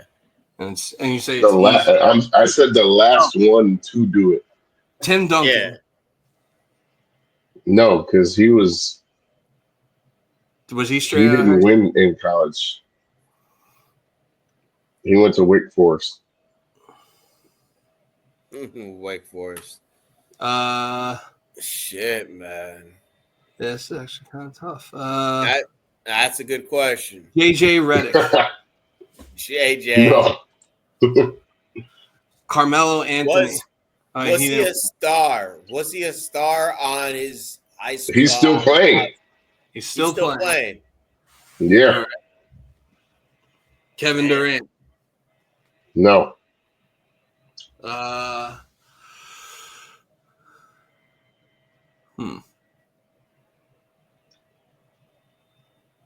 don't know. The last clue will give it away, so I'm not gonna say it. Nah, give it. No. Dirk Nowitzki. And he's retired. Jesus Christ. Jason Tatum. No. Was he on the Celtics? No. Not a Celtic. All right, so actually, Jason Tatum. No, because he went to Duke, and he only played 1 year. They didn't win. Gold medal, NBA championship, and a what year did he win the NBA championship? That'll give it away. Yeah. So it would have had to have been Kyrie Irving. No. Duke hasn't won in forever. Yeah. I don't even know where like half of these people went to college. Yeah, the college stats, I'm not certain. I'm like trying to think like NBA players on teams that won national championships, and it's like I figure it's not anyone from the Villanova team, is it? Because like all those guys are like on the Knicks. Like I don't think any of them won titles. Nah, it had to be earlier. The NBA title was probably in the 2010s. Paul George, I don't know. Paul George, No, did he? The NBA title was not in the 2010s. So it was before. It was the COVID year. So he's a Laker. He was a Laker. Was it Anthony Davis? Yeah. Yeah. Yo, I was thinking fucking Davis. What college did he go to again? Kentucky. Oh, okay. What year did they win the championship? Like 2011. Okay. Yeah, I guess that checks out. And that's a good trivia question. I was thinking Davis, but this nigga's been a bum for so long. I don't want to say so. I'm about to go. Unless y'all want to do the Super Bowl picks, I'm about to knock the fuck out because I'm on a lot of drugs right now. All right. Let's do Super Bowl preview and predictions right quick. Let's do predictions. Let's do predictions for players. No, nigga, I ain't got time for that. Y'all can do that after I leave. We can do just Kelsey, Mahomes, Hurts, and Saquon. Well, it's going to be Saquon's yardage. It's going to be Saquon's birthday, so he's going to be. I feel like he's going to get like 100-something yards. He's playing on his birthday. Yep, his birthday. It's his 28th birthday. Is the Super Bowl. That nigga ain't doing shit on his birthday. You're wild.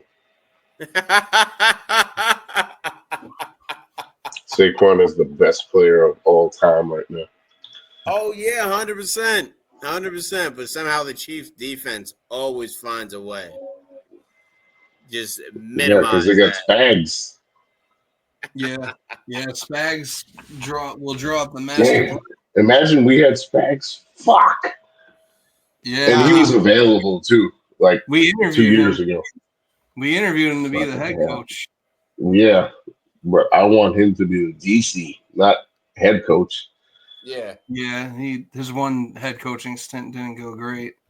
But I think he's going to be pretty content to just stay in Kansas City and win. Yeah, he will. Yeah. Why move from a great team to not be head coach? Yeah. So. What? Yeah, I think as far as the Super Bowl goes, position or he's staying. Yeah. As far as the Super Bowl goes, I think it is the matchup like kind of sucks just because like we've seen enough Chiefs-Eagles Super Bowls and enough Chiefs-49ers Super Bowls lately. I think everyone's kind of tired of that. But I do think it'll end up being a good game. It should be a good game. It should be a good game only because the Chiefs won't shut them down the first half. Yeah, it'll be close. It'll be interesting. Like the Eagles have the Eagles are a better team than the Chiefs, but the Chiefs have Patrick Mahomes, and that probably matters more than having the better team overall. I guarantee Saquon has a great first half, and then he's just shut down. I think it's the opposite. You're wild. I think he has a better second half. I think Chiefs don't operate that way. I think if Saquon has a bad first half and they fall behind, I mean, I'm not saying they're going to take him out of the game, but they're going to abandon the run a little bit, and they're not going to like. I feel like the Eagles are like not really a team that's necessarily built to play from behind. They're not. No, certainly not. They're built on the run game that gets them ahead, and that creates an opportunity for the passing game if it's necessary. And for most of their games this season, it hasn't been necessary. Yeah. No. So now you're throwing fucking Jalen Hurts out there saying, "Hey, You got to carry the goddamn team because the run game's not working. It ain't gonna work. What are your guys' opinions on the tush push? Do you think they should ban it? No. Me either. I'm all good with tush push. I think the tush push is football in its purest form, and that that teams just can't stop it. And there's other teams that try to run it, but don't do it as well. Yes. I'll say last year, if you asked me that, I'd say yes, ban the tush push because it's absolute bullshit. But after I've seen every team try this shit and they can't achieve it, nah. Yeah, like the Bills tried. The Bills tried tush pushing their way to beating the Chiefs, and they got stood up a couple of times. I mean, the one time you could argue that it was, I guess you could argue that one play they got hosed by the refs, but I mean, nah. If the tush push was that easy, every team would do it. Everyone would do it. Everyone would do it, and you wouldn't need. You would get a good enough push that you wouldn't even need it to come down to a review. Also, Josh Allen got the ball after that, and he had 3 minutes left, and he couldn't do anything. So I'm tired of every time the Bills lose to the Chiefs, we have to make a new rule. I'm surprised they didn't make the goalpost wider after last year. Mm-hmm. No, I 100% agree. The tush push should be allowed because the Eagles have that dominated. It's not something every team can do. They could try it and maybe succeed, but the Eagles, it's almost guaranteed every single time. And I think it's like the most pure football play there is. Just an all-out scrum. It's like, all right, we're going that way. You're trying to stop us. You're trying to stop it. So stop us. It's going to be an all-out scrum. Like all 22 of us are just going to be on top of each other and do what you can. 100%. It's football to the T. I will say what happened in I'd love to see them try it on like a 1st and 10 at some point. That would be fun. Or maybe I would love to see him do it, and then Jalen Hurts literally just runs off the back of his center and is like, I'm gonna gain 5 yards instead of just 2. Yeah. I would love to see that happen. I think they've had tush push. That's a wild ass play. Like 4 or 5 yards. Mm-hmm. They did a fake tush push. But that's because their O-line is just that strong where it's like, we're going to push you where we can get that yardage. Their O-line's that good, and also, Jalen Hurts, squats 500 pounds. Yeah, Jalen Hurts is easily the strongest quarterback we've ever seen. Ever. Nah, nigga. Right here, every fucking day is 650 pounds.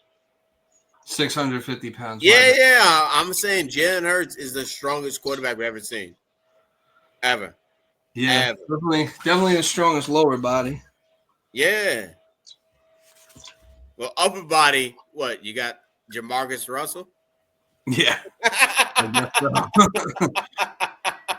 I will say, though, that what happened in the NFC Championship game when the Commanders jumped off sides 7 times, that was one of the funniest things I've ever seen. Yeah. The guy just is like, come on. It reminded me of in NCAA or Madden when you're playing an online game and you if you do that in a Madden game, you get kicked if you jump off. So I was they're literally just kicked. I was they're literally just rage quitting right now. But honestly, how do you defend that when you know your line is not strong enough to do so? They're just literally not strong enough to stop that from happening. You have to cheat. Yeah, you gotta do something. It's unfortunate, but at this point, I'm saying yes. The tush push is allowed. Just don't let them get to the fucking 1 yard line. So you think that's cheating? I think he's saying the defense needs to cheat to be able to stop it. Yes. Oh. Defense needs to cheat to stop it. 100%. there's no doubt in my mind that there's any defense that like Frankie Louvu was trying to do. Yeah. That's what Frankie Louvu, the guy who kept jumping off sides. Yeah. And I don't doubt him. Like, I have no knock. Former Jet, by the way. Former Jet, Frankie, love you. I got no knock for him trying to do that consistently because that's the only way you can stop him. Literally, you have to be on the borderline of being offsides to stop that push. Yeah. So, yeah, he tried to be on the borderline. He just had the timing wrong every single time. Yeah. But yeah, when the refs were like, "Oh, we can award a score if this keeps happening," I was like, "Damn, that's like kind of crazy." I never heard that before, but apparently that happened one time.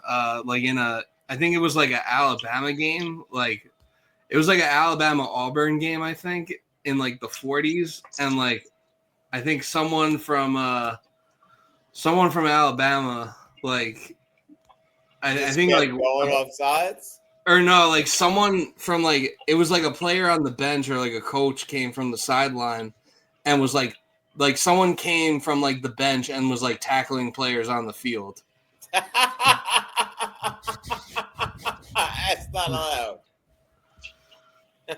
Yeah, so they awarded a score in that scenario. That's the only other time I'm aware of where scores were awarded by the officials.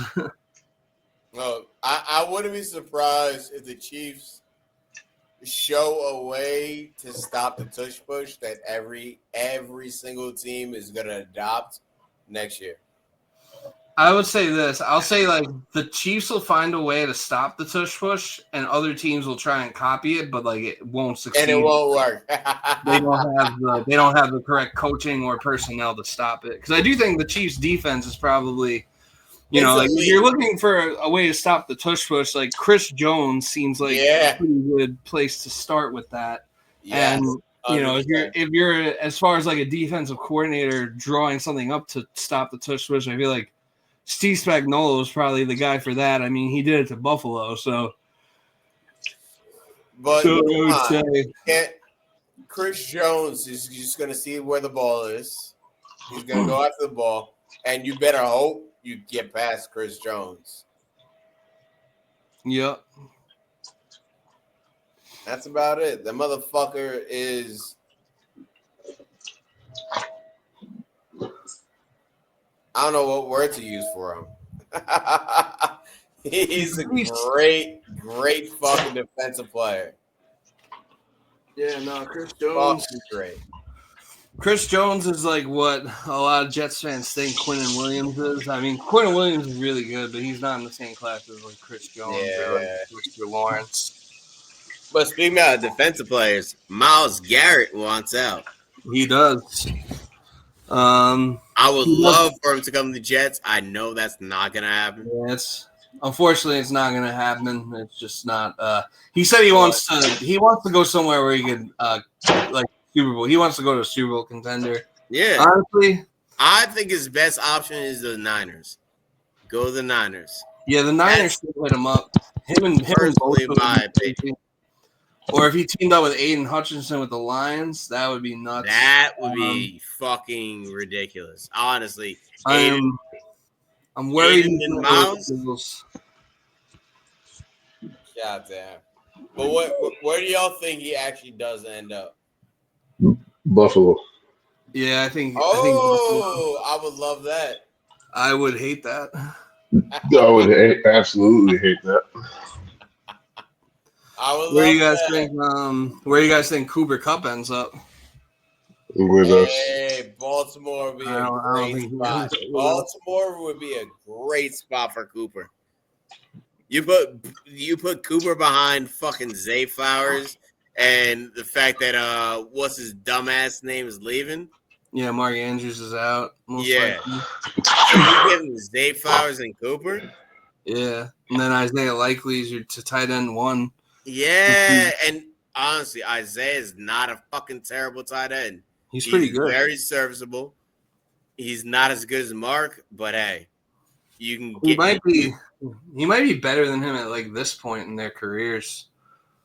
at this point. I don't know necessarily because they do scheme for likely. Yeah. It's just the fact that hey, no one on the on the defense is looking like like he's gonna get the fucking ball. So now they're gonna be looking at him more. That Yeah. I don't think is gonna be a big issue. But look, you got likely Cup and Flowers. You also got Bateman. Like Bateman's not terrible. He's also not top notch. Yeah. Rashad Bateman's like kind of mid. Yeah, but he's serviceable. And if that's their receiving core, come on, the Ravens look good. They should be unstoppable as they are now, and you would think adding Cooper Cup would make them more unstoppable. Yeah, definitely. Because man, I've been saying it since Lamar got drafted. He wants to be a passing quarterback. Yeah. Yeah, He he's just pass needs the first. options. Yeah, he just needs to stick to the script pretty much, or just like I feel like when he tries to just be a pocket passer, he limits himself. That's where he has issues. That's where he fucking has issues. He's got to understand your legs are your best fucking asset. Use them. Yeah. Use them. Yeah, I think when he does understand that is when he's at his best. I think that every once in a while, like I feel like last year in the AFC Championship game, he like was trying he refused to run. He literally like made a mental decision. I'm not gonna run. I want to make a fucking pass. Why? Yeah. I mean, maybe the Chiefs like drew up a good defense too to not really give him room to run, but yeah, it seemed like he didn't want to run that game. Yeah, no. Like I can understand. Yeah, the Chiefs could have drawn up. I don't think it was that way. I really don't think it was that way. I think he had opportunities where he could just tuck the ball in, gain a quick 5 yards minimal. You don't have to get the first down. You need to progress the ball, and then you can change how the offense runs. He chose not to do that because he wanted to be a passing quarterback. Yeah. Do you think he'll be awarded the MVP tomorrow? I think he should be, but I think they're going to give it to Josh Allen. I think he goes to Josh. It should be Lamar. I don't know. I can't say that Josh doesn't deserve it. Because honestly, without Josh on that team's absolute shit. Yeah, he doesn't like. That's what the MVP is. You're the most valuable player for your team. Yeah. Not the most valuable player in the league. Because, yes, if the most valuable player in the league, Lamar wins that shit pretty much every year. Yeah. Every year. But the most valuable player for your team, that's Josh Allen. Yeah, especially because he lost. He lost a bunch of receivers. And no one thought that they were going to be as good as they were this season. Everyone's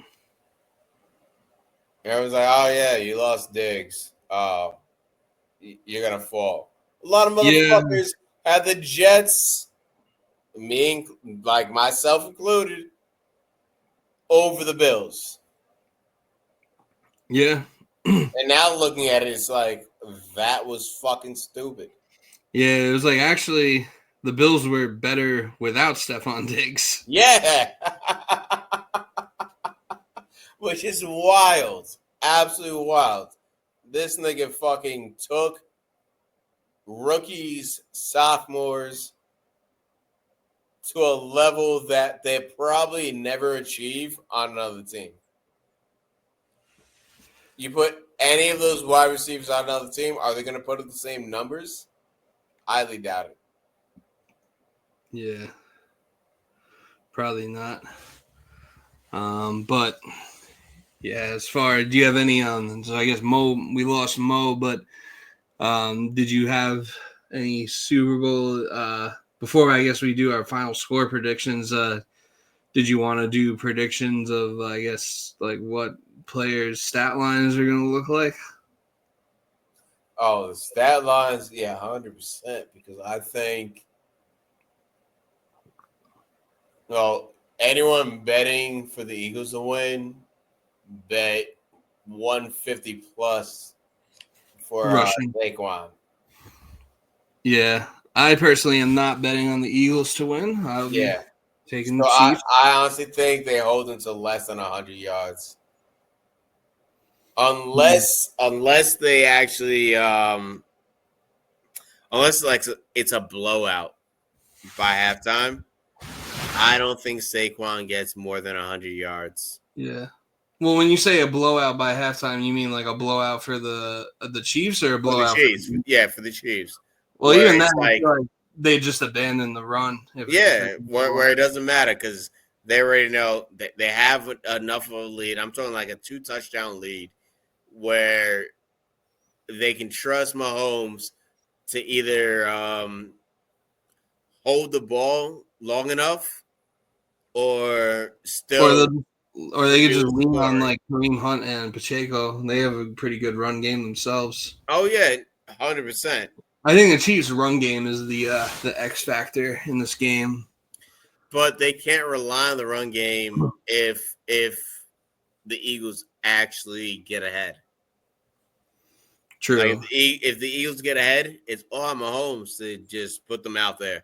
It's got to be consistent to the point where the Eagles will be consistent. Because if the Eagles are not consistent, there's no one that plays the Chiefs and thinking like, yeah, we have this win.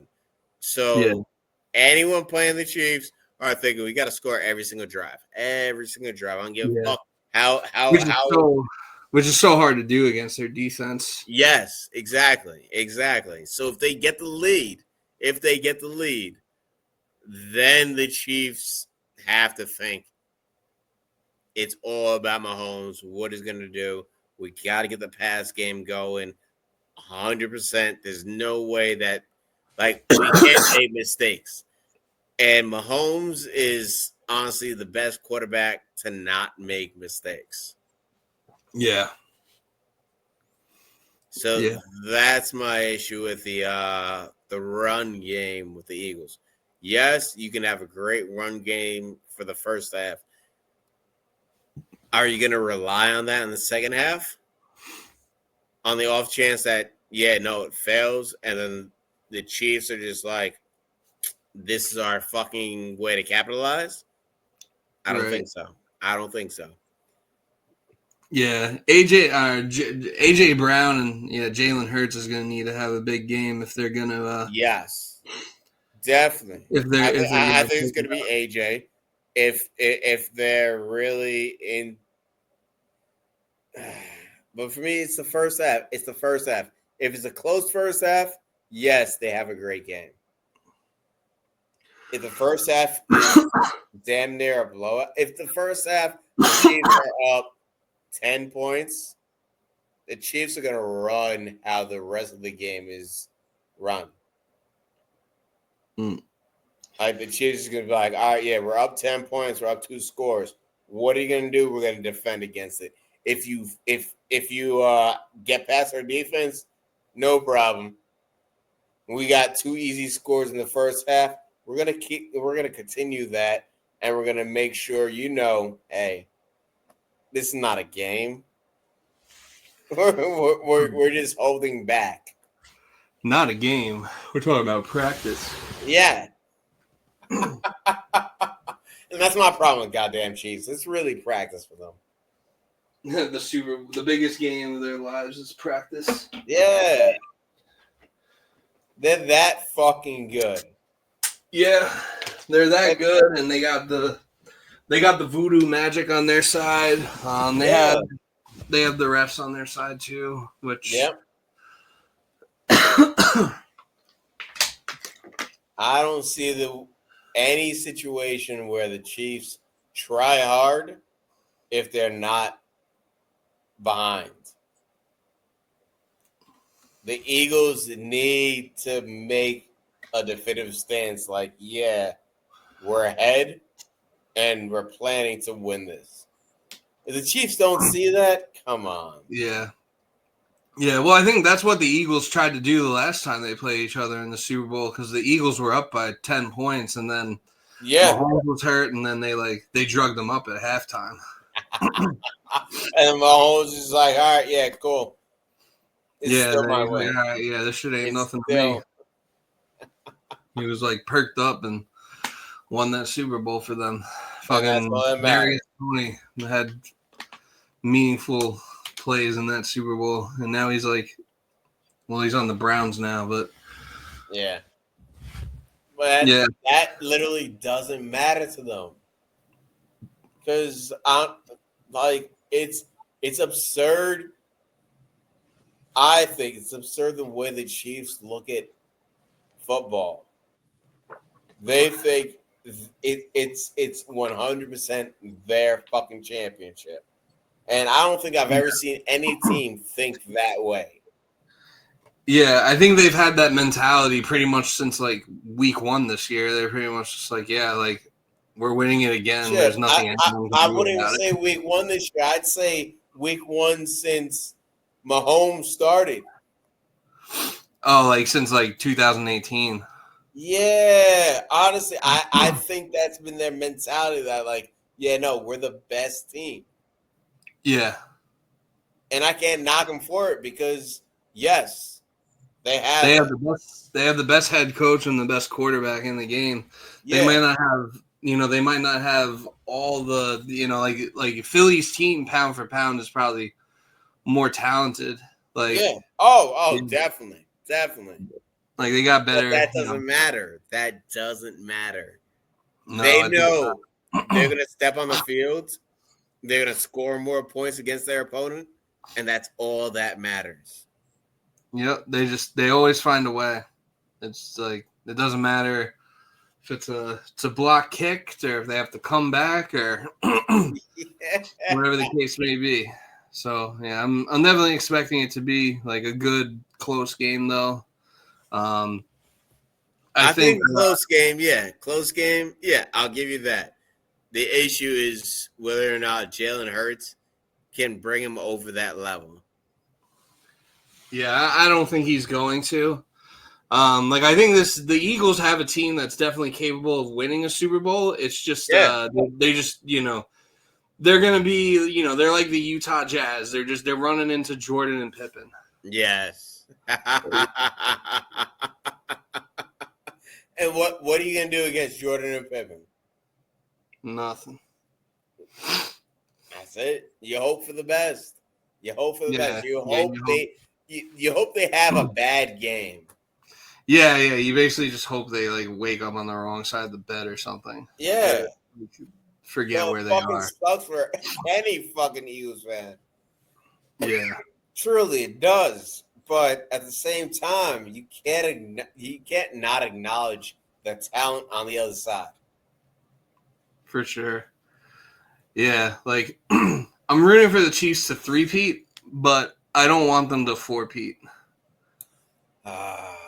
If they four-peat, it would suck.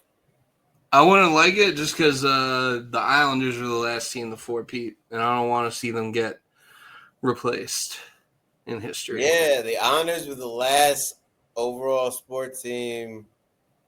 We're not talking about soccer, but yeah,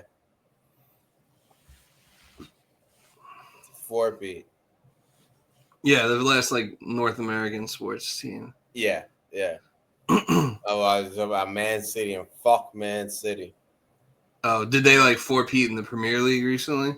I believe they did. I know they had 3 in a row. I don't know if this year was going to be the 4th. If this year's the 4th, they're fucking failing, and that's They fell off this year, right? Yeah. And I love it because fuck that A. Oh man, that sounds terrible. I have no problem with Arabs, but a lot of their money comes from Saudi Arabia, where they're just buying players, and it's clearly not working. Yeah. So fuck that shit. Granted, Chelsea took a lot of Russian money to do the same, and we won a lot. So that's kind of just soccer. Yeah. Soccer is kind of like its own. Yeah, it's who's pumping money in to get the players that you need to fucking win. I'll still hate on the fucking other motherfuckers. It's not the fact that I'm hating on the Arab money, the fucking Russian money. It just is what it is. But with football, I don't want to see a 4-beat. How many times do you think Kendrick Lamar will sing "Not Like Us" at the halftime show? Oh, I can't wait. I was extremely surprised he had so many Grammy wins for it. What? Just because it's like a song about someone being a pedophile? Yeah, and the fact that like I don't watch the Grammys, but I watched when he's going up to win the Grammy for best song, I think it was, and they were playing A minor. Yeah. And I was like, there's no way in hell he is not performing that during the Super Bowl. There's no way. 100%. Yeah, he 100% will. Yeah. And I'm all down. I'm down for it. I'm saying he might perform it more than once at the Super Bowl. He might play if he does that back-to-back times. He should. Damn. It's also going to be Donald Trump's going to the game, so it's going to be the first time that a like active president like attends the Super Bowl. Wait, Trump's going to it? Yeah. Oh man. All right, now what I hope, and this is only like my hope for Kendrick, he writes a new song for Trump.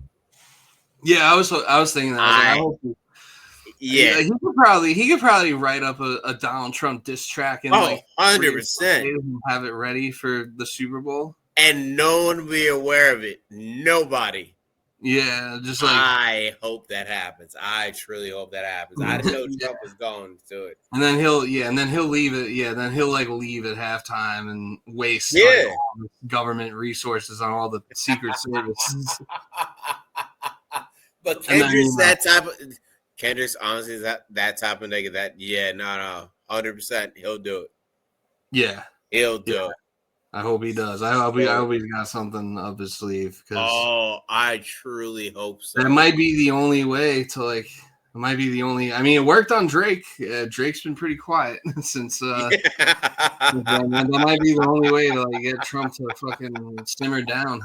I don't want to get like dive too much into political shit, but God, Jesus Christ, every day it's something. Oh no! Every day for the next 4 years, there's going to be a lot of fucking stupid shit happening. Yeah, and you're gonna have. I went to the honor game. Yesterday with Sean. This motherfucker, obviously a diehard Trump fan. Mm-hmm. This motherfucker's like, oh yeah, no, he imposed his tariffs. They ain't took it back, but he got what he wanted to get done. Oh, please. Exactly. I'm just like, yo, man, how fucking stupid can you be? Yeah, it's like now all of a sudden paying $12 for a carton of eggs is fine. Yeah. Like, it's fucking retarded. It's really retarded. So I honestly hope, yes, because Kendrick's that kind of motherfucker that would do that shit. He'll just surprise motherfuckers with a new song right there that day. And I truly hope he does. I truly hope he does. Will it happen? Probably not. Do I hope it happens? Fuck yes. Yeah, there's Just drop a diss track to Trump. Drop as it. we speak right now, there is a non-0% chance that Kendrick drops a Trump diss at the Super Bowl. Yeah. And it's all I can really hope for. That'd be amazing. Could you imagine he just comes out there, everyone thinks they know what he's gonna perform, then he just drops a fucking song right there. That's legendary. That's like you're never gonna be you're never forgotten. Like it's not the fact that he'll ever be forgotten. No, but right then and there, Super Bowl. Yeah. You just drop a diss track for the fucking American president. God damn, it would probably be like too deep for Trump or any of his base to like understand. Yes. They'll probably be like, oh, I didn't like the way he made the Super Bowl political. And sadly, it would go over most people's heads that night. Yeah. But fuck it. Kendrick doesn't give a fuck. Oh man. I truly hope it wasn't something I thought about, but I truly hope he does do that. Yeah. That'd be it needs to happen. It really needs to happen. Yeah. I hope he disses like the whole fucking cabinet. Like Trump, Musk. Oh, that'd be dope. Yeah, like hopefully there's like one bar about like Cybertrucks and how stupid they look. But hey, look, last year Eminem came in. Was it last year? I think that was a couple not last year, but the year before. Yeah, well, did Eminem come in when it was like the Dr. Dre one? Yeah. Okay, yeah, that was like 3 years ago. Cause that was 3 years ago. Who the fuck performed between then? It was it Rihanna? Who did the 2020 the last 2 years ago the Super Bowl? It was like I don't remember. It was I think it might have been Rihanna. I'm looking it up right now. It was Rihanna. Yeah, really? Shit. Yeah. I don't remember that performance at all. I vaguely remember it. I was getting really high and drunk during it. Well, I was already pretty drunk, but I was getting really high during it and like half paying attention. I remember people were like, I remember like something happened that people were like reacting like weird to it, but I can't remember. For Rihanna? Or people might have been like, or I don't know. Yeah, it might have been one of those situations where like people were getting like horny online over her performance.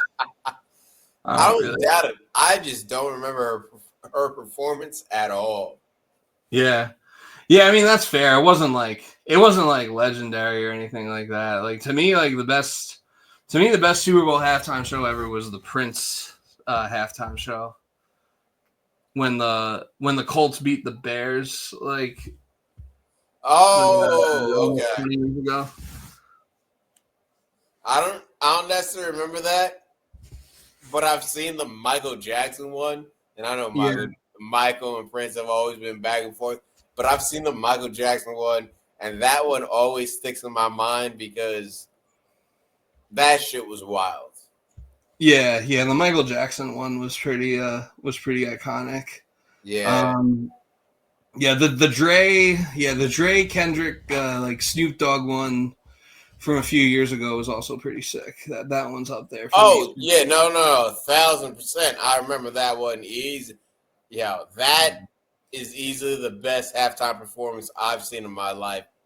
Like that's personally the best one I've ever seen. Yeah. Other than that, there haven't been too many Super Bowl halftime shows that I've really given shit about. I don't even fucking remember Rihanna. God damn. Yeah, I don't know. It was like weird. And I got no qualms with Rihanna. I think she's fucking great. Yeah. But I don't remember that fucking performance. performance. Yeah. I have like a very blurred memory of that day. I made a lot of money that day, so hopefully this will be a similar outcome in that regard. That's all I really care about. Yeah, 100%. The money comes first. Yes. But I hope Kendrick is like, yeah, no, fuck everybody. This is what I'm doing. Deal with it. Yeah. Yeah. No, that would be. That would be sick. I hope it's. I hope it's. I hope it's like legendary. Yeah, because he deserves. Come on, man. I can't see him not doing something legendary. Like it's gotta be Kendrick. Yeah, like he's doing it. Yeah, like it's Kendrick Lamar, and he's on the biggest stage. Yeah, he's gotta fucking kill it. He's got to. Oh man, Like, I hope. Yeah, no, I hope so too. I hope. I hope he does something that makes like half the population pretend that they're boycotting football again, even though yes. they're not. I just want to fucking go to work the next day and hear these fucking secretaries be like, "Oh, Kendrick is like, fuck out of here, bitch." Yeah. Like, I didn't like the way he said that about the president. No, I truly hope he kills it. I don't know if he will. I know when Eminem and Drake came through, they were like, "We're gonna do what we want to do." I hope Kendrick thinks the same way, and he's gonna do what he wants to do. Yeah. But God knows. We'll have to We wait need and it. see. We need it. What else? I'm going tails for the coin toss. Betting it all on tails. And anything any other props, or should we just do final scores? I'm down for final scores. All right. I'm gonna go.